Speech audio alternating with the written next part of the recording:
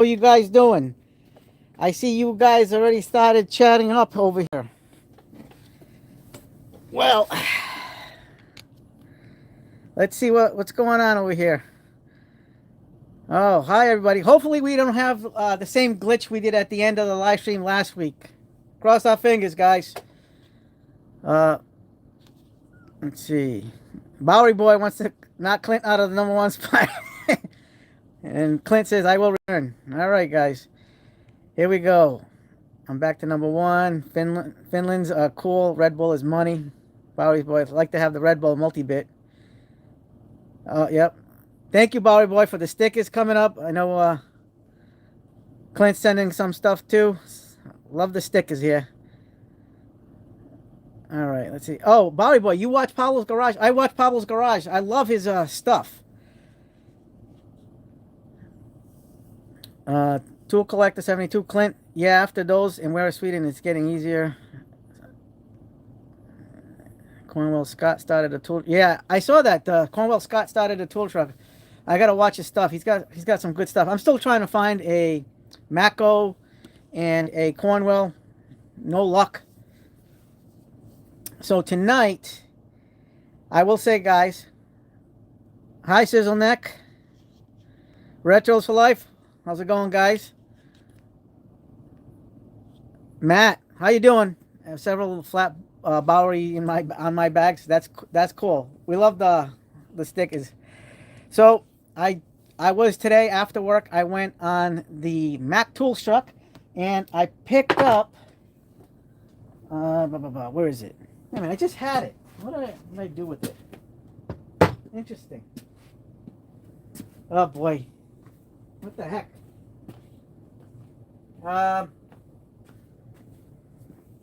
I picked up the flyer number 4 for the month. I think it just started today or yesterday or something. What the heck did I just had it. It was right here. Right where my tablet is. Did I drop it? Well, they got some good stuff deals on it. So I went on my Mako truck to do the warranty exchange. But he thought he had one, but he didn't have one. So this set of pliers, remember I showed you guys last week in this plier set, it didn't have the other spring mechanism. So he had to order it. So I'm going to have to... He told me if I want to destroy this, I can destroy this. Oh, yeah, check out the Klein shirt. Ready? The CE Tool Den. Hi, Belle. How you doing? You went on the tool truck. Let me guess. I did not spend any money today on the tool truck because I only went... Actually, I was close. Clint. I already talked to Clint a little while ago about it. So I went to try to get the warranty. He thought, like I said, he thought he had it. See this? We're missing the other little spring. It's supposed to have the one on this side, but it was missing. So, but he said I can destroy it and then I can bring it back. Yeah, I had this made on. You can get these on eBay. Got these on eBay, and they do a good job with the thing. So it comes like this with the Klein tools. You can add whatever you want, and I had this added, the CE tool Den, in the same font. This is actually the Craftsman font. Yeah, I haven't filled out those job applications yet. Yeah, these are Macs. This is a Mac tools. Mac tools. I think, I don't know yet. I think I might be getting the big Snap-on USA box. Yeah, the third I still have the third flyer, but it's somewhere. I'm going out of my mind right now because I just had it. I just had it put up here. I just had it. Am I going crazy? Or maybe I left it on the kitchen table. You know, I don't know. I could have just sworn I had it. I brought it downstairs with me because I put it on the kitchen table before I started the stream. Went to go get a drink and then I came down. I could have sworn I had it with the tablet. Interesting. So guess what we got over here in the shop today? Like I said, me and Clint bought these around the same time together. we got the new, well, not new, new to us, Titan 1/2 inch. You know, like the Makita style sockets, impact sockets. So we're gonna open these live tonight. And this was one of my latest purchases. This is on Amazon. Long reach disconnect pliers. And they weren't bad price. These were $20 on Amazon. But I like the blue handle because they look just like the Cobalts. I was tempted to get... Oh, man, I just snapped this on my finger. I was tempted to get the Lyle version because the Lyle version was like another $8, $9 more than this. But I like the color on this, so I might get the Lyle version in the future and might throw this in the cheap, in the car loadout. Oh, man. So this is a really nice set, but I got to unstiffen it a little bit. And it's got a little bit of stiffness to it. And I'm going to make it loose. And I know a lot of guys, you know, usually use oils and stuff like that. But if you guys want to know the secret to making things loose, like pliers loose that are stuck, like really stuck, this is the secret right here. Check that out. If you put this stuff on your pliers that are stuck, this stuff will, and then you work the pliers, this stuff is like a miracle item. Yeah, they pinch. I just pinched myself in between the handles just now. So I just pinched myself right here. But, I mean, it is good, but I'm just going to put some of this stuff on it. And this stuff is like a miracle. Oh, Matt, your grandpa taught you that? This stuff? Permatex, I tell you, this stuff, it works like a miracle. You should have seen, like, when I first got, like, the Weehop pliers and some of my, Klein stuff. I like the pliers to hang loose and be loosey-goosey. And I'm telling you, I found out that trick from somebody. And it's been awesome. It's an awesome little trick. So if you guys that don't know about that trick, use that product. It is a game changer. Like, I had like super stuck pliers. Matt says, I preached valve lopping compound for a long time. He used that early in the 1900s. Rusty tools. Yep. I'm telling you, that works. And you know what works good too? Is like for like just general rust in general is that Evapo-Rust. And they have it at Harbor Freight now. Like, I saw it maybe a few weeks ago. I didn't know they had the Evapo-Rust until I saw it a few weeks ago. Or was it a month ago? And the stuff's good. Lapping compound for the win. Yep. You can also use the pink stuff, the cleaning paste too, a little more gentle. Yeah, I'm gonna use the. So I was talking to Clint a little while ago, and we were gonna get the Tank Tools 3/8 spinner handle, and I was like, but we both kind of lucked out because they sold out on the spinner handles. We like the 3/8. So on my Mac Tools truck on the Mac Tools website, they have the spinner handle. And I wanted to know if it had the top. Hold on one second. So, one of the features I like about some spinner handles, not all spinner handles have it, is the top part, so you can add a ratchet to it. This is just a regular, the 1/4 inch cap version, snap-on cap version. So, the 3/8 one, Tank Tools has the 3/8 version with the top on there, so you can add a ratchet. And that one's only like $16.99, which is awesome. Yeah, I saw the new G2 ratchets are out, but the thing is they don't have the flex heads that I want. But so the Tank Tools, but they ran out. But they have one like this, but with the more of a comfort grip handle, and it kind of looks like Frankenstein's head a little bit. I'll show you guys a picture of what it looks like. And I didn't know they came in a set. You can buy them separately or in a set. So the 6-inch handle version is $52, but it's a 3-piece set. You can get, it's $149 on the Mac Tools truck. And I was like, I was going back and forth. And like I said, I showed Clint the set. So it does have this in 3/8, this part in 3/8 as well, and it's locking. So what makes that one special it's got the locking feature for the 3/8, which is pretty awesome. Uh, let me try to find it on my tablet, and I'll show you guys what it look. Oh, here's the set. Okay, perfect. Let me see if they have other pictures. So they come in 3 different sizes. One's a 6 inch, one's a 10 inch, but I don't know what size the the third one is. It's longer than I want to say maybe 16, maybe 18 inch. I don't know. Hold on, let me pull up the picture. View image. There it is. I'm gonna change the camera. There it is. What do you guys think? This is $149 on the Mac Tools truck.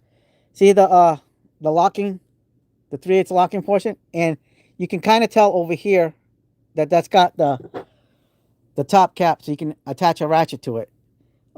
It's $149. I almost jumped on it. So that's the and I don't know if it comes in other colors. From what I understand, it may be just red. Hold on. Oh, here's an actually better picture of the heads. Clint, there you go. That's what it looks like. Oh, wait a minute. Wait a minute. Oh, they have a 1/4 inch drive version like this too. Oh, I did not know that. So they have the 1/4 inch available in locking too. Oh, that's pretty neat. Yep. The 3 lobes. So it doesn't it, I don't know about you guys, but doesn't it kind of resemble, let me see if I can get a picture of it by itself. Like I look at it, here's a better picture. So look at the handle. See how it's like, it's shaped? It kind of I don't know, I'm getting that Frankenstein's head vibe. I don't know. That's just the vibe I get. I think that's the 10 inch. Yeah, that's got to be the 10 inch. That's the 6 inch version. And then I don't know how long the other one is. I didn't bother looking. I had it in my hands and I didn't look at it. But I now, oh, here's the long one. Let's see what this is.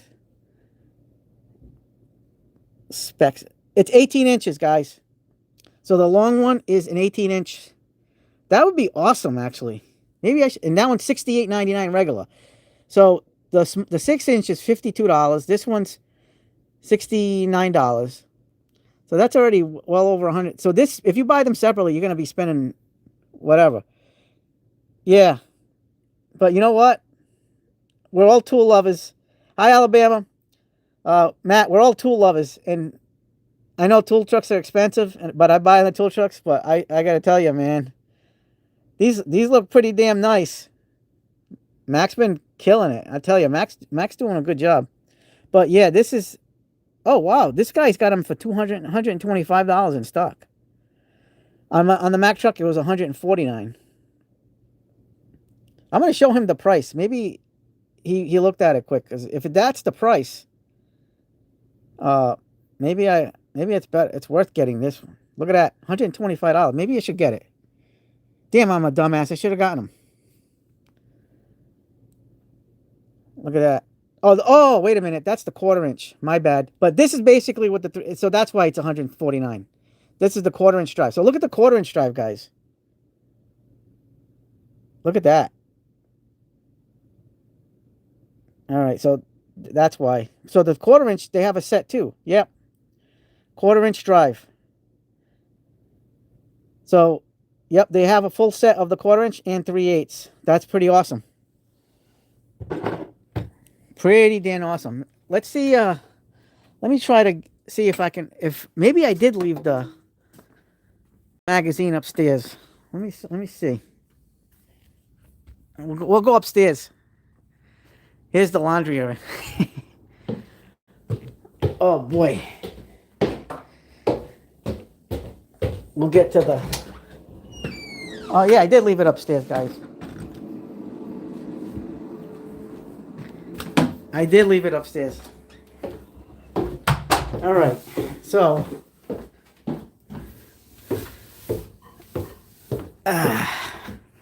I knew I wasn't going.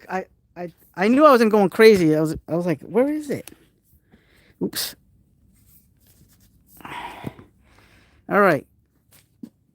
flyer number 4. We'll take a look. Oops. A little bit. Gotta adjust this tripod better. All right, let's take a look at flyer number 4 for Mac Tools. This is the latest flyer. I picked this up today. Look how awesome that is. James Ridley has this.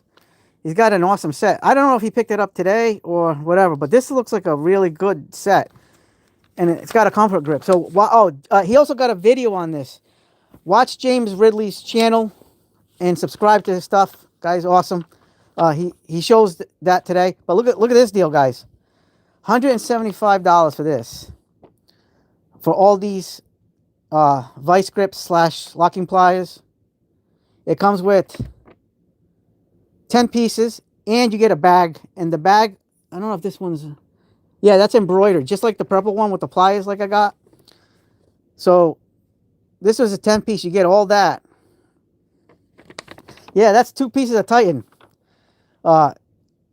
Matt. So, this is 10-piece. And if you do the math, it comes out to like, I think, see, 20 divided by like $17 and change or whatever. $17.50 per plier, which isn't bad from the tool truck. That's how I justify. I did the girl math, the girl math on these. These are like $16 a piece. Imagine paying $16 a piece for a set of pliers like this on the tool truck. Yeah, Taiwan probably. Mac does a lot of Taiwan, but I have these in my hand because he's got these on the truck right now. And they were really nice. I'm not going to get the set because I already have plenty of vice grips, locking pliers. But if I didn't have the ones I do have, I would have jumped on it. I have the Malco snap-on versions, but in the snap-on flavor. And I also have like all the Bremens. I got some Irwins. I just got too many of them. And I got some Craftsman. So I was like, I don't need this, but it's nice. Yeah, Protos are made in Taiwan. This is the deal now. Regular price on this set is $826.95, $827, and these are this is on sale for $490. Look at that. That's your. It comes with these all these adapters. You get that. Buy the kit, get the extra bits free. So you're getting all that for free. So you're getting these 4 bits, the case, that, and then all these, I think, buy the kit, get the extra bits free, yeah. So that's what you get.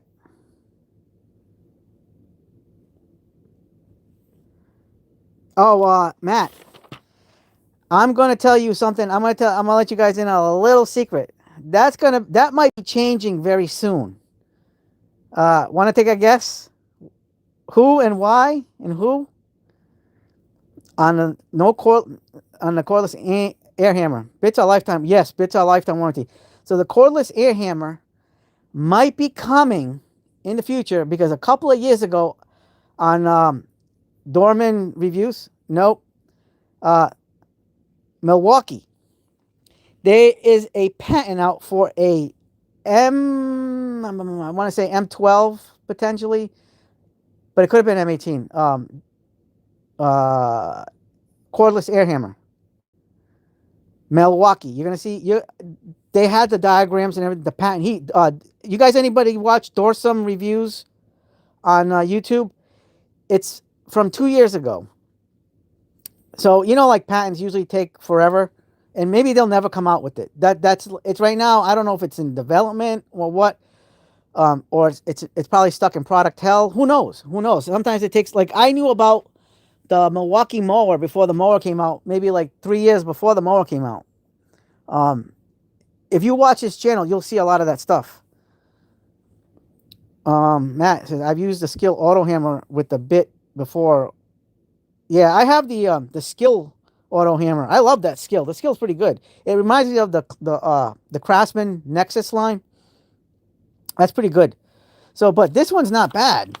I mean, right now this is the only option you can get as far as like an air hammer with bits and stuff. Like, everything's pneumatic. But I'm pretty sure Milwaukee's going to come out with it. And you know who's going to come out after them? Probably Hercules, Snap-on, all these other brands. I'm sure a lot of these, maybe even DeWalt, a lot of these brands, I bet you, have something in development. But the only one I've actually seen in a concept picture from that, his Dorsum's Reviews channel, is the Milwaukee version. Yeah, I do have that palm nailer, Matt. I've kind of used that in a certain way. So here's the next page. That's the full torque, the high torque, 1/2 inch, $4.99.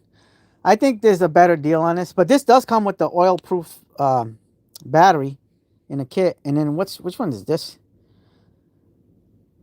Oh, that's the 806. I have the 805 hammer drill, and they said this one is actually less powerful than the 805. I think they might have taken out some features on this one too. Here is another setup. Hold on. 1/2 inch twist socket set. Let's see. Get this free. So you get that 5-piece 1/2 inch twist socket set, and it goes from 3/4 to 1 inch. When you buy this 3/8, so you got to buy the 3/8 twist socket set, and it comes with the case. It's from 10 to 9 millimeters. I don't know if there's any skips. Yeah, that's what it was, Matt. But I could have sworn somebody said on one of the YouTube reviews that they took a little bit of power left out of it because they added the safety feature. But I'm not sure. Here's another deal. Regular price $309.99. It's $229.99 is the screwdriver sets. I think there's also a purple one. So even though it only shows the orange, the green, and the red, I'm pretty sure there's a purple one there, or that purple one might be in a smaller set. Here's first time in the flyer, 6-piece wide tip extra large pick set. Look at that. Hard handles. So this is a regular price is $110. Some stuff is made in the USA and some stuff is going to be Taiwanese. Mac does a lot of made in Taiwanese stuff. Yeah, how do you like those screwdrivers, Matt? How do you like them? Yeah, these don't say if they're made in the USA, so I'm going to assume Taiwan. But I know, like, when it comes to Mac tools, it's kind of like a mixed bag. Some stuff is going to be USA made, like the ratchets, and then some stuff is going to be Taiwanese. I believe these are Taiwanese. But stubby wrench sets here, bundle, $5.19. Wow, that's expensive. Oh, this is made in the USA though. Look at that. So there is a USA made tool. So this is 1/4 inch to 3/4 inch in the SAE 11-piece, and you get a 10-piece from 10 to 19. Looks like no skips. And then their Expert, which is their lower brand, the next lower, kind of like their Blue Point. And these are lifetime warranty, guys. $269 from $469.98. The wrench sets. And I don't think these have skips either. This one's a 18-piece metric. Oh, wow, that's pretty good. So it's 6 to 22, no skips, and 24 millimeters for the extra one. So it skips to 23. And then you can get a 12-piece reversible combination ratcheting wrench at 12 points from 8 to 19 millimeters. All this in one bundle package. That's actually not too bad when you think about it. I mean, yeah, we can probably get it cheaper at Harbor Freight. Matt says I got them off an old mechanic. Green ones too cheap to not buy. Yeah. Yes, if you guys can jump on a deal, jump on it. Really. Always jump on the deal. Let's see what else is in the flyer. Here we go. This is a 3/8 drive electric angle torque wrench, 5 to 100 foot-pounds. Not bad. But the price is, yikes, $525. And then you have the for $99. This is actually $40 off, guys. This 420 lumen LED rechargeable work light. So it's got that little stand. I'm sure you can use it as a hanger too. Different colors here. Not bad. Max 90 comfort handle bundle. That's what I'm talking about. Made in the USA. Made in the USA right there. Half inch, $500. Regular price, $550. Oh, what's going on, James? I didn't see your. This is the first time I see you. Oh, you were responding to the my comment on your video. Yep, we were showing. Yep. So James knows all about this. Did you buy this, James, today, or did you get it? Did you get it?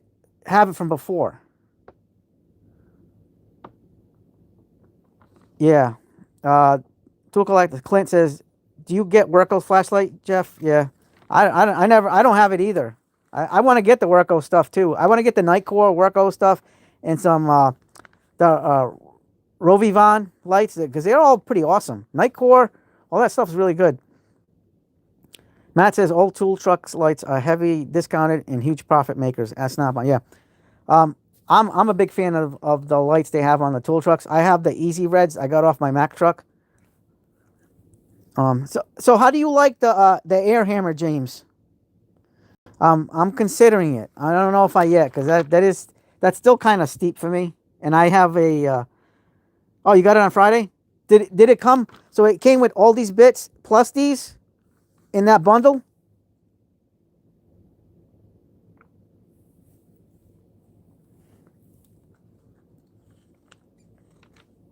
Yeah, I was on the Mack truck today, James. Right after work. So I got home at like 6 something because I was chatting with my Mack Tools truck guy and some other mechanics that were on the truck. I met up with them. Well, but it's pretty cool. So I'm kind of interested in this. Look at that breaker bar. So this is like a 2-piece set. I don't know. So the ratchet is a 26-inch ratchet, just like the Gen 2 Icon, and the breaker bar is a 36-inch half-inch breaker bar. Yeah, it looks really comfortable. When you were showing it in your video with the comfort grip, that looks awesome. I have just a cheap McGraw one from Harbor Freight. It's not bad, but that Mack Tools looks really nice. Here we go. Advanced helical flute drill bits. Oh, these are 29-piece cobalt alloy. $3.99 from 4. So it's $100 off now. It goes from 1/16 to half-inch. There's your model number. Guys, if you don't have access to a tool truck, you can buy this stuff at the Mack Tools website, macktools.com. Yeah, the pickle forks definitely make the deal. You'll be able to get in between those ball joints and stuff pretty easy. Especially something that's that high quality. Here is center punch kit. Look at that. That's actually not bad. For a tool truck price, $65 is the regular list. And then you have, it's down to $40, so it's like $25 off. I mean, it's still kind of pricey. I got a Husky one and some Amazon brand one, so they work for me. Look at the gloves. These are down $8 off. They're impact gloves, available in green, red, or orange. These are pretty nice looking. $45. Save $8. Guys, I almost got this today. This is the one thing I was gonna get. The scissors. I didn't see this set. So they have the crimpers with the little cutters on the tip. Look at the crimpers with the cutters on the tip, and then the wire stripper. I don't need the wire stripper, and I don't really need that. I'm gonna get the I have the Doyles of this. I need to get the Klein versions of this. But I kind of really wanted the shears because this is for electricians. Even on the packaging, it says for electricians, which is pretty nice. But they also have like a kind of like an L-shaped one of the shears, and I kind of want that one more. Maybe I'll order both these and the other ones, but I'm not buying this set because I don't need that. Electrical scissors by themselves, I don't know, it doesn't give you a price. 6-inch wire stripping, 12, 14, and 16. Like that. Insulated, non-insulated wire cutter crimper terminal tool. And then automated wire stripper crimper.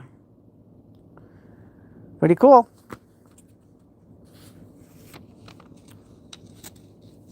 Oh, what did you end up trading, James? Yeah, you can buy a single starter set for that. Starret. And this is how to become a tool truck driver.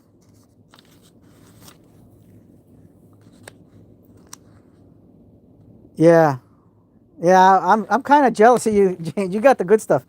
Look at this. They have a Mac Tools ET9150 scan tool. I don't even want to know what this costs.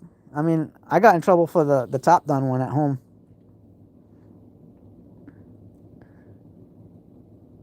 Oh, Bowery boy, have a good dinner, my friend. Enjoy. There you go. Inox scissors are OEM that makes them for many brands, including Knipex. Yeah, I have the Doyles. The Doyles are the ones that are the same one as the Knipex. Oh, good job, James. Yeah, that's a good deal if you could score it for that price. Here, they have this little cart for $489.99. It's on sale from $589. Now this, I don't know how I feel about that. I'd rather stick with the U.S. General. But it comes in black, blue, green, orange, and red. I don't know. That's kind of pricey for a cart like that. When I think the U.S. General will probably be better. And you can get it for a lot cheaper, even at regular price. Now this is nice. Look at that bag. Get this free multi-use bag when you buy this cart. See, I wouldn't mind this cart. But what's the price on this cart? $425. Yikes. But it's made in the USA, guys. I wonder if this is made by Rubbermaid for Mac. Potentially, because it looks like a Rubbermaid product. But you can get a tool bag. Hey, if you guys want to see an awesome setup and tool bag, check out James's. He just did a tool bag snap-on rolling bag loadout. That thing is awesome. He did a great job with that. It's a nice little go bag. For $35, regular $50, you get these magnetic trays, collapsible ones. I like the purple. Yeah, everything's going up, James. Get this free 12-inch magnetic rail when you buy the 24-inch magnetic rail. So it's $61 and you get 2 magnetic rails. It's still kind of pricey. If I need to buy a magnetic rail, I'm buying AliExpress or Temu. I don't know, the accessories, something like that. I don't know. Maybe I will eventually. Like, I want to get those Vim ones, but they're super expensive. Look at this magnetic parts tray bundle. $170. Yikes. That's expensive. You can get green or orange. I don't know. Yeah. Well, you can make good stuff, James. You make good videos. Specialty pliers bundle. $140. It's $64 savings. It's the same. It's James Ridley, 1437, Alabama. It's right there. It's the same name he's got on his profile. Yeah, not even Vivo used $99 for a plastic cart. Yep. Look at this set. So this comes with a these are 16-inch pliers. Wow, those are big. Look at the handles. That's an ergonomic thing. 16-inch long reach needle nose. And then you get the pistol grip 3-piece pliers, small, medium, and large. 6, 8, and 9 inches. And it's $140. Oh, and look at this. First time in the flyer. So this is a new product. They're flexible cable hose clamp pliers for $110. And then over here we have the degreaser, made in the USA with global component, biodegradable degreaser. And that's $21.99 for the big, $13.99 for the smaller spray bottle. And then here you have a metal and chrome cleaner. Oh, you know what? I got to get this. You know what? I should have gotten this when I was on the truck today. That Icon tool bag is very cool, too. Love the cover. Yeah, that's good stuff. So and that's made in the USA. Metal, yep. And then you have a, wow, that's pretty cool. Microfiber roll with the Mac stamping on it. Look at that. That's pretty cool. $5 off. So it's $40, and it's right now it's $35. That's not bad, but is it reusable or are they disposable?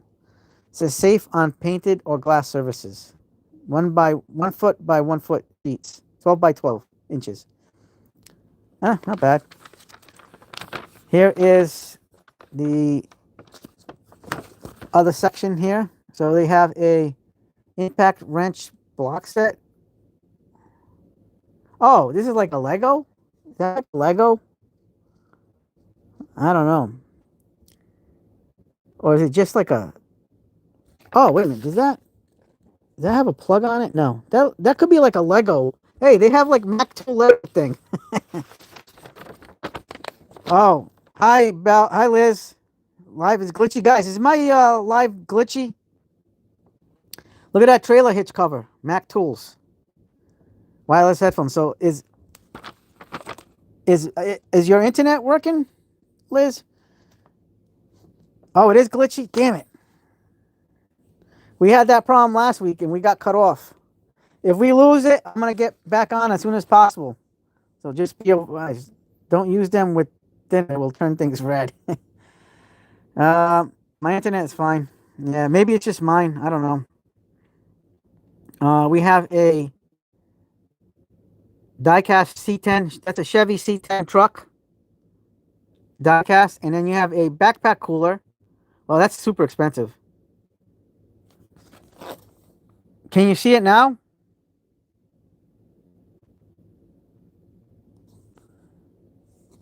I don't know. I don't know. Hopefully, I'm not having the same problems as last week.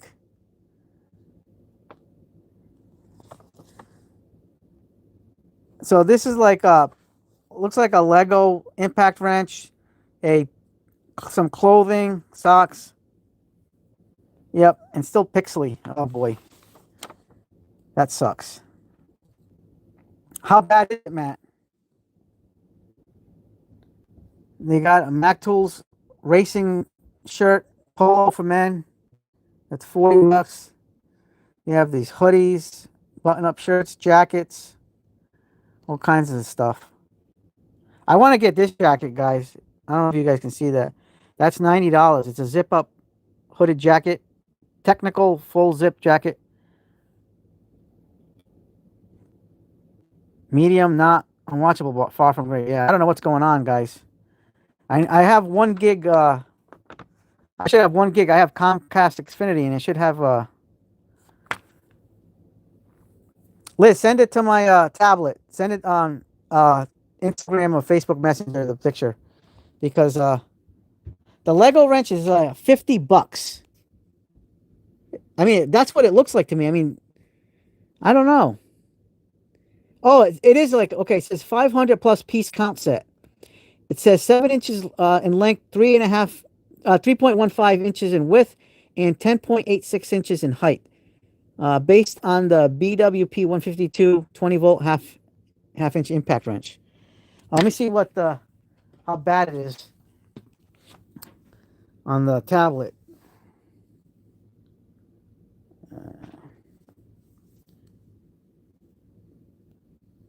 Hopefully, not too bad. Oh.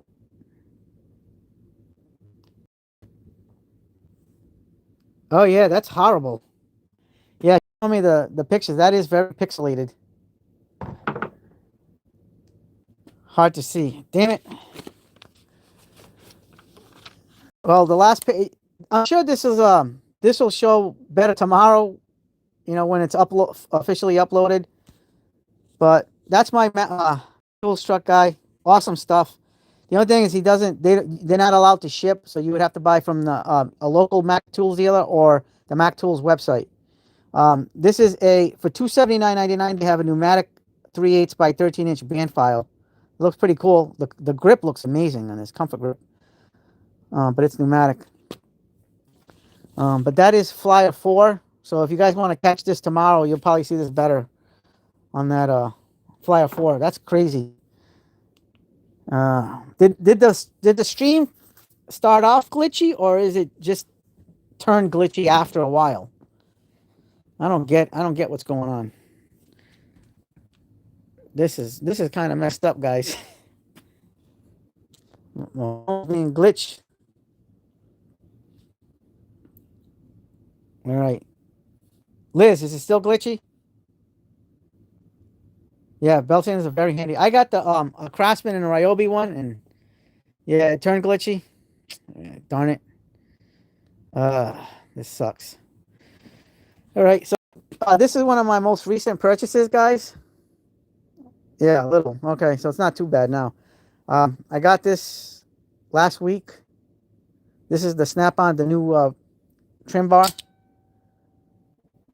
This thing's awesome. I'm gonna definitely pair it with my Mac Tools version because I like the Mac Tools version for the fork style one, and I like this one.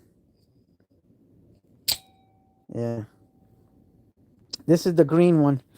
Let me see. Let me see. Here it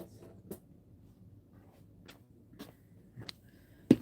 All right, can you guys see this somewhat clear? So this is the Mac Tools. I got this in purple because I've been doing the purple lately, purple and green. So there's your fork style, and there's your pry bar. These gotta work very well together. Let me see. And you guys will see this in the upcoming, at the end of the month, the Snap-on Mac Tools truck loadout video. They both have the wire spring, so this is the kind of clips that I really, really like. Yeah, the reason why I like this one over the fork version of the Snap-on, because they have this version in Snap-on, but it's the same style of release of in the Snap-on version. As I like this. So if you're trying to get into like in a tight area, you can just pull it out just a little bit and get, like try to pry something like from this angle. Yeah, so, I didn't realize it, but yeah, you're right. It's Batman Joker. Yep, the Joker one. I used to. Did you guys ever watch the animated series back in the early '90s? Batman the animated series. I love that show. It was awesome. That's the one with Kevin Conroy's Batman, Bruce Wayne, and then Mark Hamill, Luke Skywalker as the Joker. These are very handy. I love these. So this is getting warranted as soon as it comes in, whenever that is. I'm not in a rush anyway. So we're gonna do an unboxing today. We're gonna unbox this new Titan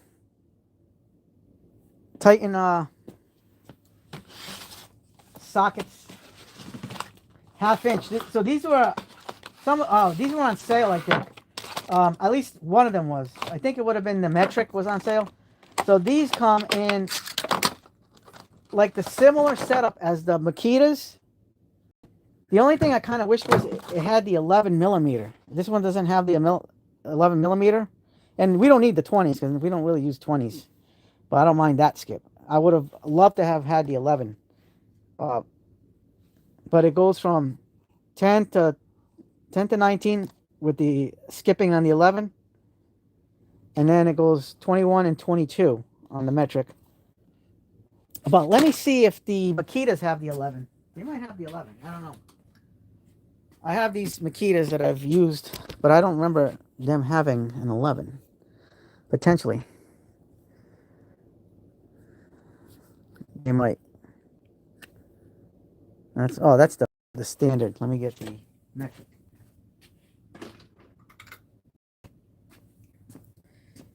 All right, let's see if there's an 11 millimeter. If it is, then it kind of makes this set better, but 17. Let's see, that's a 14. Ah, boy. This one. So this is the one I'm trying to get. This one's kind of a pain in the butt to get. But you know what? These are good. That's a 10.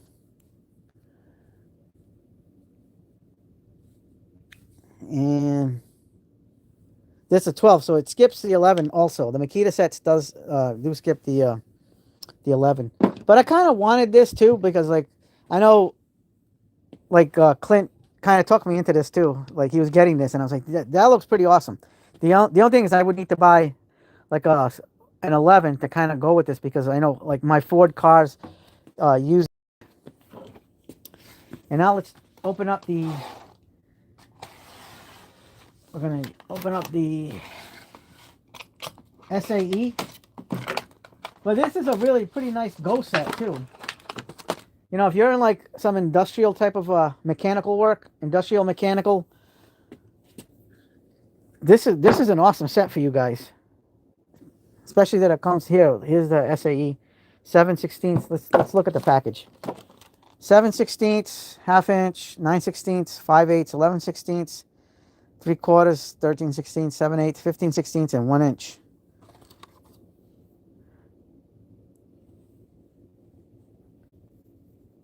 Yeah. Suggestions for a DIY hammer. I was thinking a wooden handle with, yep, the S-Wings. Yeah, S-Wings really good stuff. Most of that stuff is made in the USA. Pretty damn good stuff. S-Wing makes great hammers. I don't have an S-Wing right now. I did a long time ago, but I got rid of it. But I want to get one of their those blue steel ones that they have because they're lighter in weight. I like those. Let's see. But this is a nice set. This is a pretty nice set, so it'll complement the Makita sets. Or you can use this for, for automotive, and it comes with the adapter. Look at that. It comes with a wobble adapter. So let's try one of these out.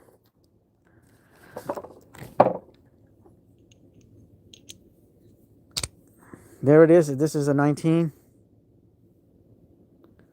And then let's oops. There it is, wobble. Very, very impressive.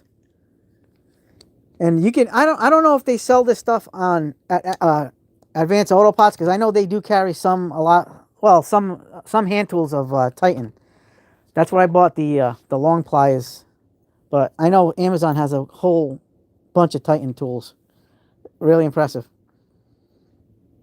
Yeah, S-Wing's awesome. Basically, S-Wing is the top dog. When you're getting into any trade, and at the price, it's correct. It's a well priced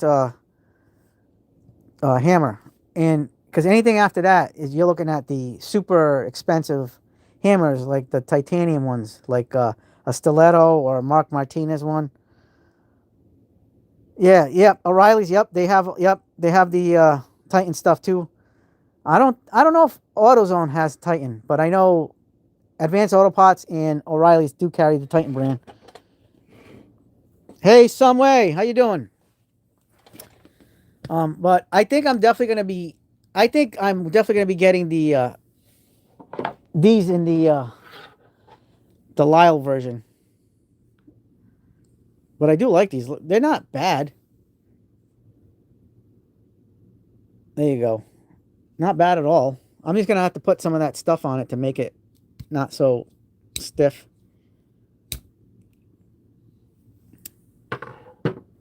Yep. Matt says I have a very old tiny bit ratchet too. That was the same OEM as Park Tools.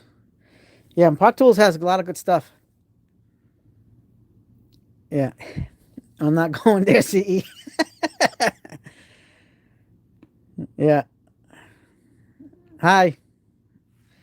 So, yep. So we just we just unboxed the brand new to us Titan half-inch set over here that me and Clint bought at the same time.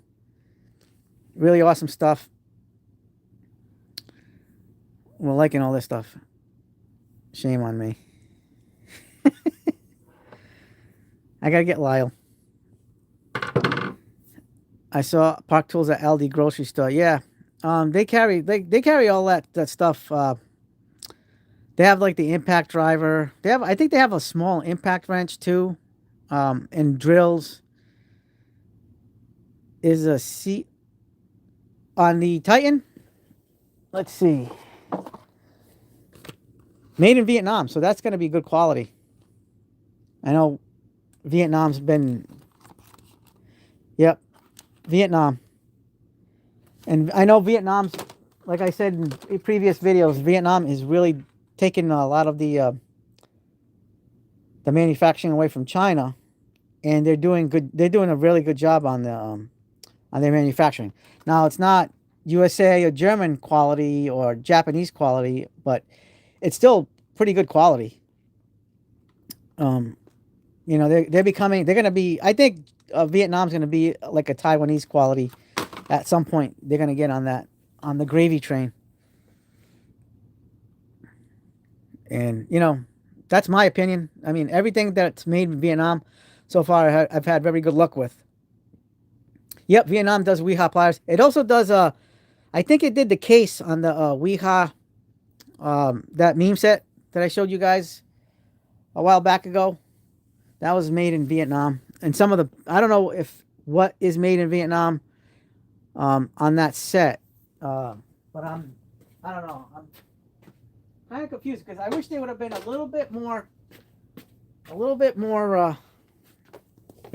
more information on these, on the Weeha set. So we know this is made in Germany because it says made in Germany, but are the bits German made or Vietnamese made? You know? So we don't know, but they definitely feel like the standard Weeha bits. And then the sockets, I don't know if the sockets are made in Vietnam. I mean, it doesn't say, but hold on. What's this say on the back? No. See, I'm pretty sure that the case says made in Vietnam. But and it's a nice case, but I don't know what else, how much of this is German and how much of this is Vietnamese. But this is a really nice meme tool kit. I like it. It's really screaming. Yeah, the blue Terminator bits are from Vietnam. I have the whole set in the little gold boxes. Those things are awesome. But this set, I don't know. This is just regular bits, not the Terminators. Because if it was the Terminators, they'd say, "I'll be back." just the handles German. Yeah, I mean that's the kind of vibe I think I'm getting. Made in Germany. James says I have all the tools in it, but not the case. Yeah, I got this on James. I got this on AliExpress. I overpaid because right now it's like $40 less than what I paid. But you can get it. There's a coupon you can add to it. It'll make it like $78, $79 or something to that effect. The Weeha Red older ones in Germany, yeah. And there it is. Made in Germany. Yeah, so somebody says, so I tend to get tools I need, possibly variations for functions. However, I so like the Craftsman V-Series ratchet sets that were being priced. Yeah, I didn't get the ratchet sets, the ratcheting wrenches. I kind of missed out on that and kind of should have gotten it for extension. So I collected the yeah, that's a good buy, man. I'm kind of bummed at myself because I should have bought them when I had the chance. The thing is for me is they had skips, but knowing what I know now, I should have just jumped on it regardless, even with the skips, because I could have just filled it up with some gear wrench or Tecton filler ones. You can get those separately. But let's talk about, did any of you guys see the Battle of the Dino Cutters? Because that was an interesting video. Extremely interesting. I honestly cannot believe like how all that turned out. I'm shocked, actually. I wasn't expecting the Mac ones to perform as well as they did. And the Craftsman, I already knew that they would perform well because I've already been using those since I got these. I haven't had these too long. I've only had these for a little while. Yeah, the V series was one of the best sales I've ever seen on something. So Usag wrenches filled the V series. But yeah, yep, the Italian made. I think you can get those on Amazon too. James, I tell you, I got all the socket sets in the half inch, 3/8, and quarter inch. Yep. Can you believe how good these did? Like, yeah, I hurt my. I haven't watched the his hand. Yeah, that was crazy. Like that was some tough testing there. My hand was like all like tired by the end and not happy with me. But this is a nice set. This one uses like the straight leverage system, and the Mac Tools, the winner, uses that curved one. So look at that. Look at that. The leverage. That's physics, guys. Physics. And it just got some of the paint off. But man, the blades on this are pretty good. Still got some crustiness from the Romex, but other than the paint or the coating they put on it, whatever it is, yeah. Timu wire cutters. I don't have those, but we have this Mac Tools is awesome. This one the Showdown. This beat Snap-on. This beat Klein, Knipex. It beat all the brands. Got it off the tool truck, and this is, I think, $63 or something. Yep, the Klein angle head, non-high leverage, correct? Yeah, the for the regular ones, Clint. The Klein. Let me go get you the Kleins. They were the winner of the standard version. Let me see. They gotta be in here somewhere. So these aren't. These are. This is the model number of the Kleins. That one for the regular ones. But this is not their most strongest dial cutters. It's the one with the blue handle. But these actually outperform because this one, for some reason, this has this angle. All the angle heads perform well. The Snap-on, the Milwaukee, and this one. I think those are the only ones I have in the angle head. And for some reason, that real one is like, it was amazing. So these are like these three are like standouts. You know, these three are standouts. All these three. Like, I can't believe this one won. Because I was expecting the blue one to win because that's the Journeyman edition, and those actually have the better more hardened cutters. Yeah, yep, I seen those. Tractor Supply has the DeWalt versions of those, Matt. I was tempted to get them, but I didn't get them. Thanks, Rod. Appreciate the support. The Mac Tools pliers are called. Man, I actually saw these today on the tool truck too. They were up in the elastics on the roof. Let's take a look. Bite wire with your teeth. Yeah. Actually, I will bite wire. Is dental floss considered wire? Because I can floss. Yeah. Some way. Watch the. Did you watch the video? Hold on one second. Hold on one second.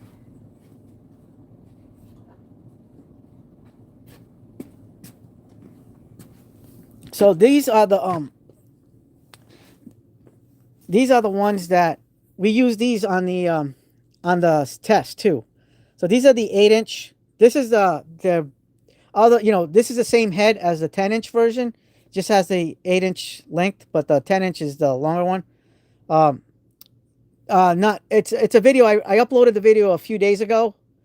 It's called Battle of the Diagonal Cutters, and I had 23 diagonal cutters from all brands, from Knipex, Klein, Snap-on, Mac Tools, Craftsman, Cobalt, Quinn, Doyle's, Icon, and Milwaukee, Crescent, and Oh, you want, oh, the end cutter. Sorry about that. Yeah, so my, oh yeah, I don't have very many end cutters. I have the Doyle's and the uh the Cobalt ones, but I gotta get the Knipex ones. They're on my list. They're actually, I was looking at them today, and I was almost pulled the trigger on those. But I want to get like the comfort grips because right now I think it was Amazon that I saw them on earlier. They had the dip handle ones on those, and I was like, eh, and they were on sale. But I mean, this one performed very well. This one beat this one, because it's got that same style, similar style to the Mac Tools with that curve. Yeah, $80. It's expensive, but these actually, and these are a 180, so they're like a 7 point something inch diagonal cutter, where these are the 8s. This is their most popular one. That one in a 10 inch, but these actually, that's actually about an inch shorter, huh? But I mean, these are nice, and they perform decent. I know Knipex makes overall the best pliers in the world, but uh, Klein beat them, and Klein makes awesome cutters. I will say that. So, but these were very competitive. These were very good. You got to get these. These are really good at cutting. So if I'm going on a job now, like knowing what I know now, like I would rather take this. The only negative is that the jaw on the 8 inch is longer than the jaw on the high leverage ones. Yeah, I'd rather take this one. I kind of wish the jaw was a little bit longer, and maybe make like an 8 inch version of this. So make a longer jaw, a little bit longer handle. I think maybe you'll have something there. But this is a very good design. These actually cut way much better than the right standard um, Knipex. Yeah, but you're gonna see your Mac Man on Friday. Yeah, James. They have these in red, orange, and the green ones. Definitely get. I like. What color are you gonna get? Red.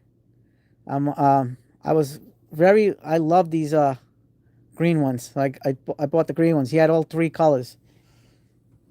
But the Knipex is what it is. But I'm telling you guys, Harbor Freight, really, like the Doyle stuff, absolutely annoyed.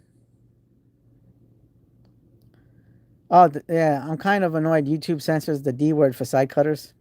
Really? I didn't know that. So, yeah, so the Doyle stuff cut awesome. Like, and I was actually impressed with the Quinn stuff too. They were they the fact that they outperformed the Icon was kind of telling. I expected more from the Icon. Yeah, I was very disappointed with the Icon, and I wasn't disappointed in the Snap-ons because they did perform.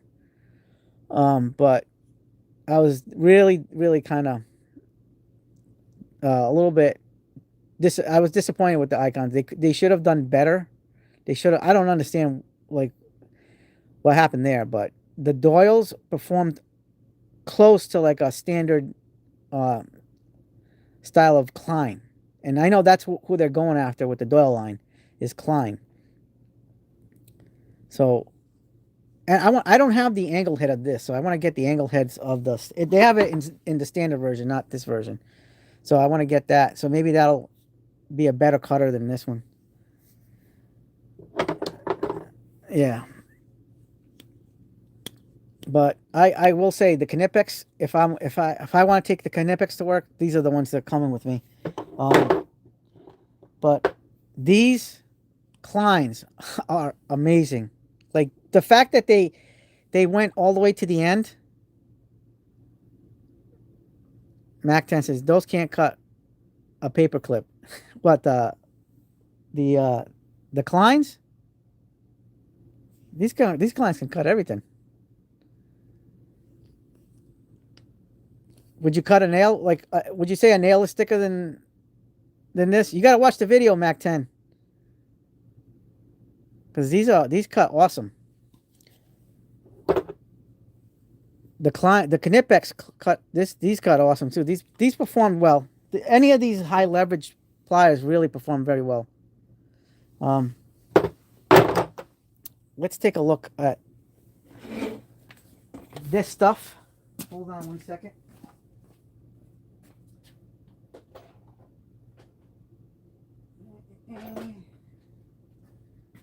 All right, let's have a deja vu moment right now. I gotta put my glasses on.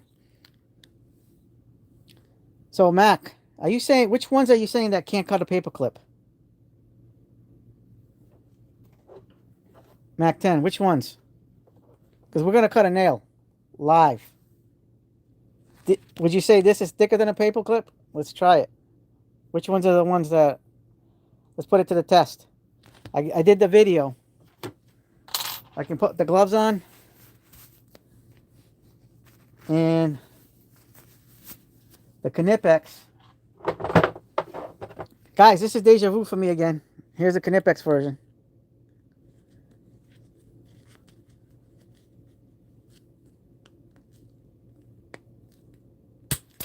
There it is.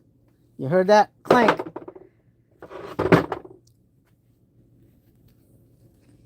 Yeah, Kleins are good at any material, nails, steel, etc. But people don't get as many of those brands. Say copper only for a reason. Don't do well. Yeah. Try all them clippers. Okay, you just saw that, right? We just clipped it with the Knipex. Ready? Check this out. This is the winner of the diagonal cutter standoff. This one's awesome. Ready? Let me get a good grip on this because these handles are kind of wide. Perfect. Cut. Perfect. Let's try. These were the best Kleins that performed the best. Oops. So we're getting a good grip on this. These actually have a better grip. That's the Klein angle heads.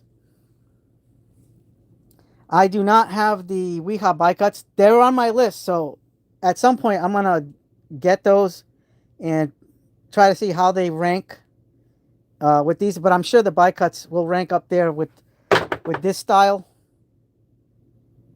because of that high leverage design. Like, but I was at that point in time I was like, already. But hey, Mac 10, look at this. This is the high leverage Craftsman from Lowe's. This came in second place. Ready? Oops. There it is. The only thing I don't like about these Craftsman is the handles. They're too wide. So, like this is the thing that kind of sucks about these, like that bowing. So when you're trying to get on something, it's gonna go really wide. Where something like the Mac Tools one kind of goes in. So ergonomically, these are better. As is the Klein ones. I like that, like how they go in and go straight down.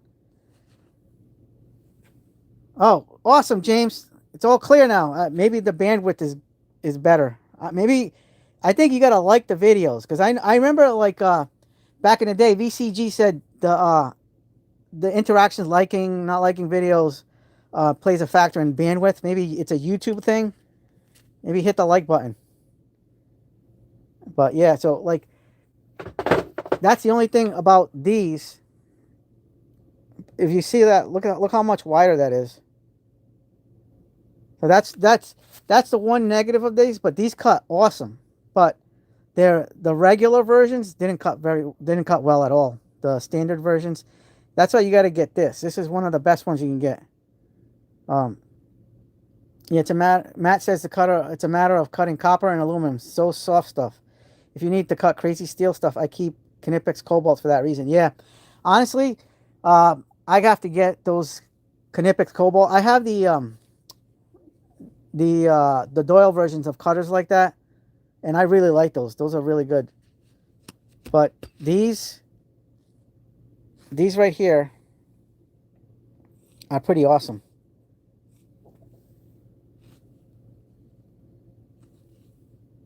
But the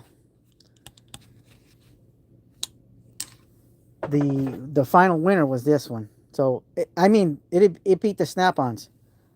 Um, Mason Truong.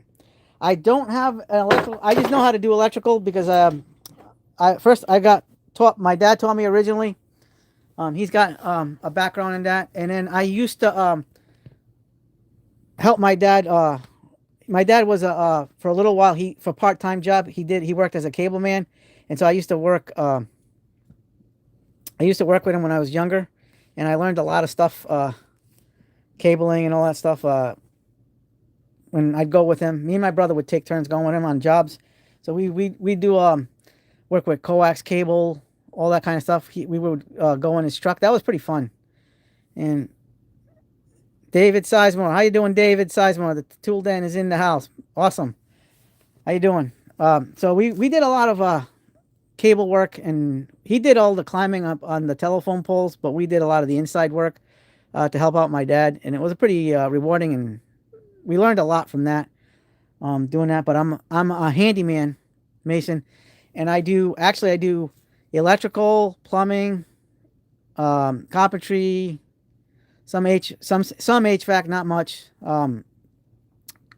woodworking, and automotive. So I work on cars, mostly Fords. I try to just do Fords. Yeah, Matt, I'm gonna definitely get the 10-inch. They said the 8-inch was good, but a lot of people recommend the 10-inch. You know who makes that Craftsman Stanley Black and Decker? Yep. They also make these because Stanley Black and Decker is also owns Mac Tools. I like the Craftsman bar stool. Yeah, I do. I grew up Mason. I grew up very poor, and I lived in the ghetto for a lot of years. So the one of the ways you learn is to be efficient, and you learn. I'm a jack of all trades, but a master of none. So I do like working on cars. That's why I have the tool den. The tool den is basically like, check this out, guys. A lot of you guys know about this, but have seen this, but I don't know if Mason's ever been here. But we have like a lot of tools. We work in all different trades. Um, yeah, I have both the 8 and the 10 with the same side cutters. I like the 10-inch Knipex. Yeah, I'm gonna go on your suggestion, Matt. So this is our. I gotta throw these boxes away because this is from the last tool haul. I didn't throw them out. Been too lazy, and I haven't really been in the shop too much this past week, other than the diagonal cutters, pliers, and I was in it just a little bit last night to do the quick shorts for the St. Patrick's Day. CE tool in my second car was a '69 Mustang that I did all the mods on for hot rodding. Funny you say that because my dad, when he moved from Chile to the United States, he lived in Miami for a little while, and he had a '69 Mustang. And then I was talking to my Mac Tools guy today, and his dad restored back in 1990. He was telling me today because I was on the truck today that he restored a '66 Mustang. And you should see this thing. It was like absolutely gorgeous. Matt saying, see, I got a 1994 F350 with the 4300 in it. Yeah, that's a little bit above my pay grade, dude. I started working on Fords with a mid 90s Tauruses, and that's how I started getting into it. But I always did like electrical stuff, like sound systems and stuff. That's how I started I started out doing car work by doing sound systems first. I learned all that wiring and stuff. I was just thinking that I'm the exact same way. I'm too cheap to pay. Yes, James, always too cheap. So, and I'd rather have the tools myself and do the work because I enjoy it. So this is some of the kind of a disaster zone over here, but this is my 72-inch US General. And then we go along. Here's my dust collector that it's only half filled, so I still have more room there. That's the wall. That wall behind this US General cart is, on this side's all my impacts, and on the other side's all my drills. So I got a whole wall on pegboard of drills, and on the other side impacts. 100-ish horsepower. Imagine that. What's out there tonight? And I got all like consumable screwdrivers because it's good to have a lot of stuff. This is the other. That's the 5 drawer U.S. General cart, but I rebranded it Craftsman because I'm a Craftsman fan. But I kept that one as U.S. General, and that one is U.S. General. And then this is the 3000 series 63-inch Craftsman box. I really like that one. I got a steal of a deal on that one at Lowe's because I knew the manager. Oh, it's a tractor, yeah. Hey, Matt, have you ever worked on the Ford those Ford tractors from like the 40s and 50s? Yeah, somebody said I loved how you could bump the motor by using a screwdriver at the solenoid. Yeah, I'm repairing a '67 Mustang now. He just brought the door skin, so I'll get back to welding on it. Yeah, but this is the shop in itself. It's a lot of tools, and I have this Milwaukee slash other tools area here, and I keep some of my electrical stuff in here. But that's my batteries, vacuum stuff, Ryobi batteries, all different kinds of things. Um, Gloves, consumable stuff, and then I use the trade stack Craftsman drawers for storage for fasteners and stuff. God, how hard we work to get 300 plus horsepower out of those old engines. Yeah, I didn't drive a tractor until I was in my mid 20s. Matt, the first tractor I drove was in my mid 20s. Um, I didn't learn too much about it back then. I was like, yeah, you need more tools. Yeah, you know what? Toyo, you can never have enough tools. And you know what? It pisses my wife. Yeah, some way. You know what? You know why I didn't drive a tractor until I was in my 20s? Because I grew up in the ghetto. So being poor, living in the ghetto, you know, that happens. But I turned into a country boy, and then I moved into a rural area. I went to the rural areas of New Hampshire, living in the woods. Built the farm. I had a goat, chicken, turkey, duck farm. So I had to have my tractor. I had a tractor there. I did a lot of homesteading, and I learned a heck of a lot living in New Hampshire and farming and all that stuff. So Matt says the 30s International truck and steel wheel tractor all were double to triple clutch a shift. And in some way says I lived in Dallas but spent a lot of time on my grandparents' farm. Yep. It was fun driving. James says it was fun driving a tractor. I was just a kid when I did roofing. Yeah. I mean, I did a lot of stuff. Oh, it says message retracted. I did a lot of stuff growing up. Especially as I got older, I got into like a lot of things. When I was 21, I owned a restaurant with a friend of mine. It was just like a pizza restaurant that we did. Oh yeah, I saw the new trailer today. I'm a superhero geek too. So yes, the new Spider-Man trailer is out today. Catch that. Pretty awesome.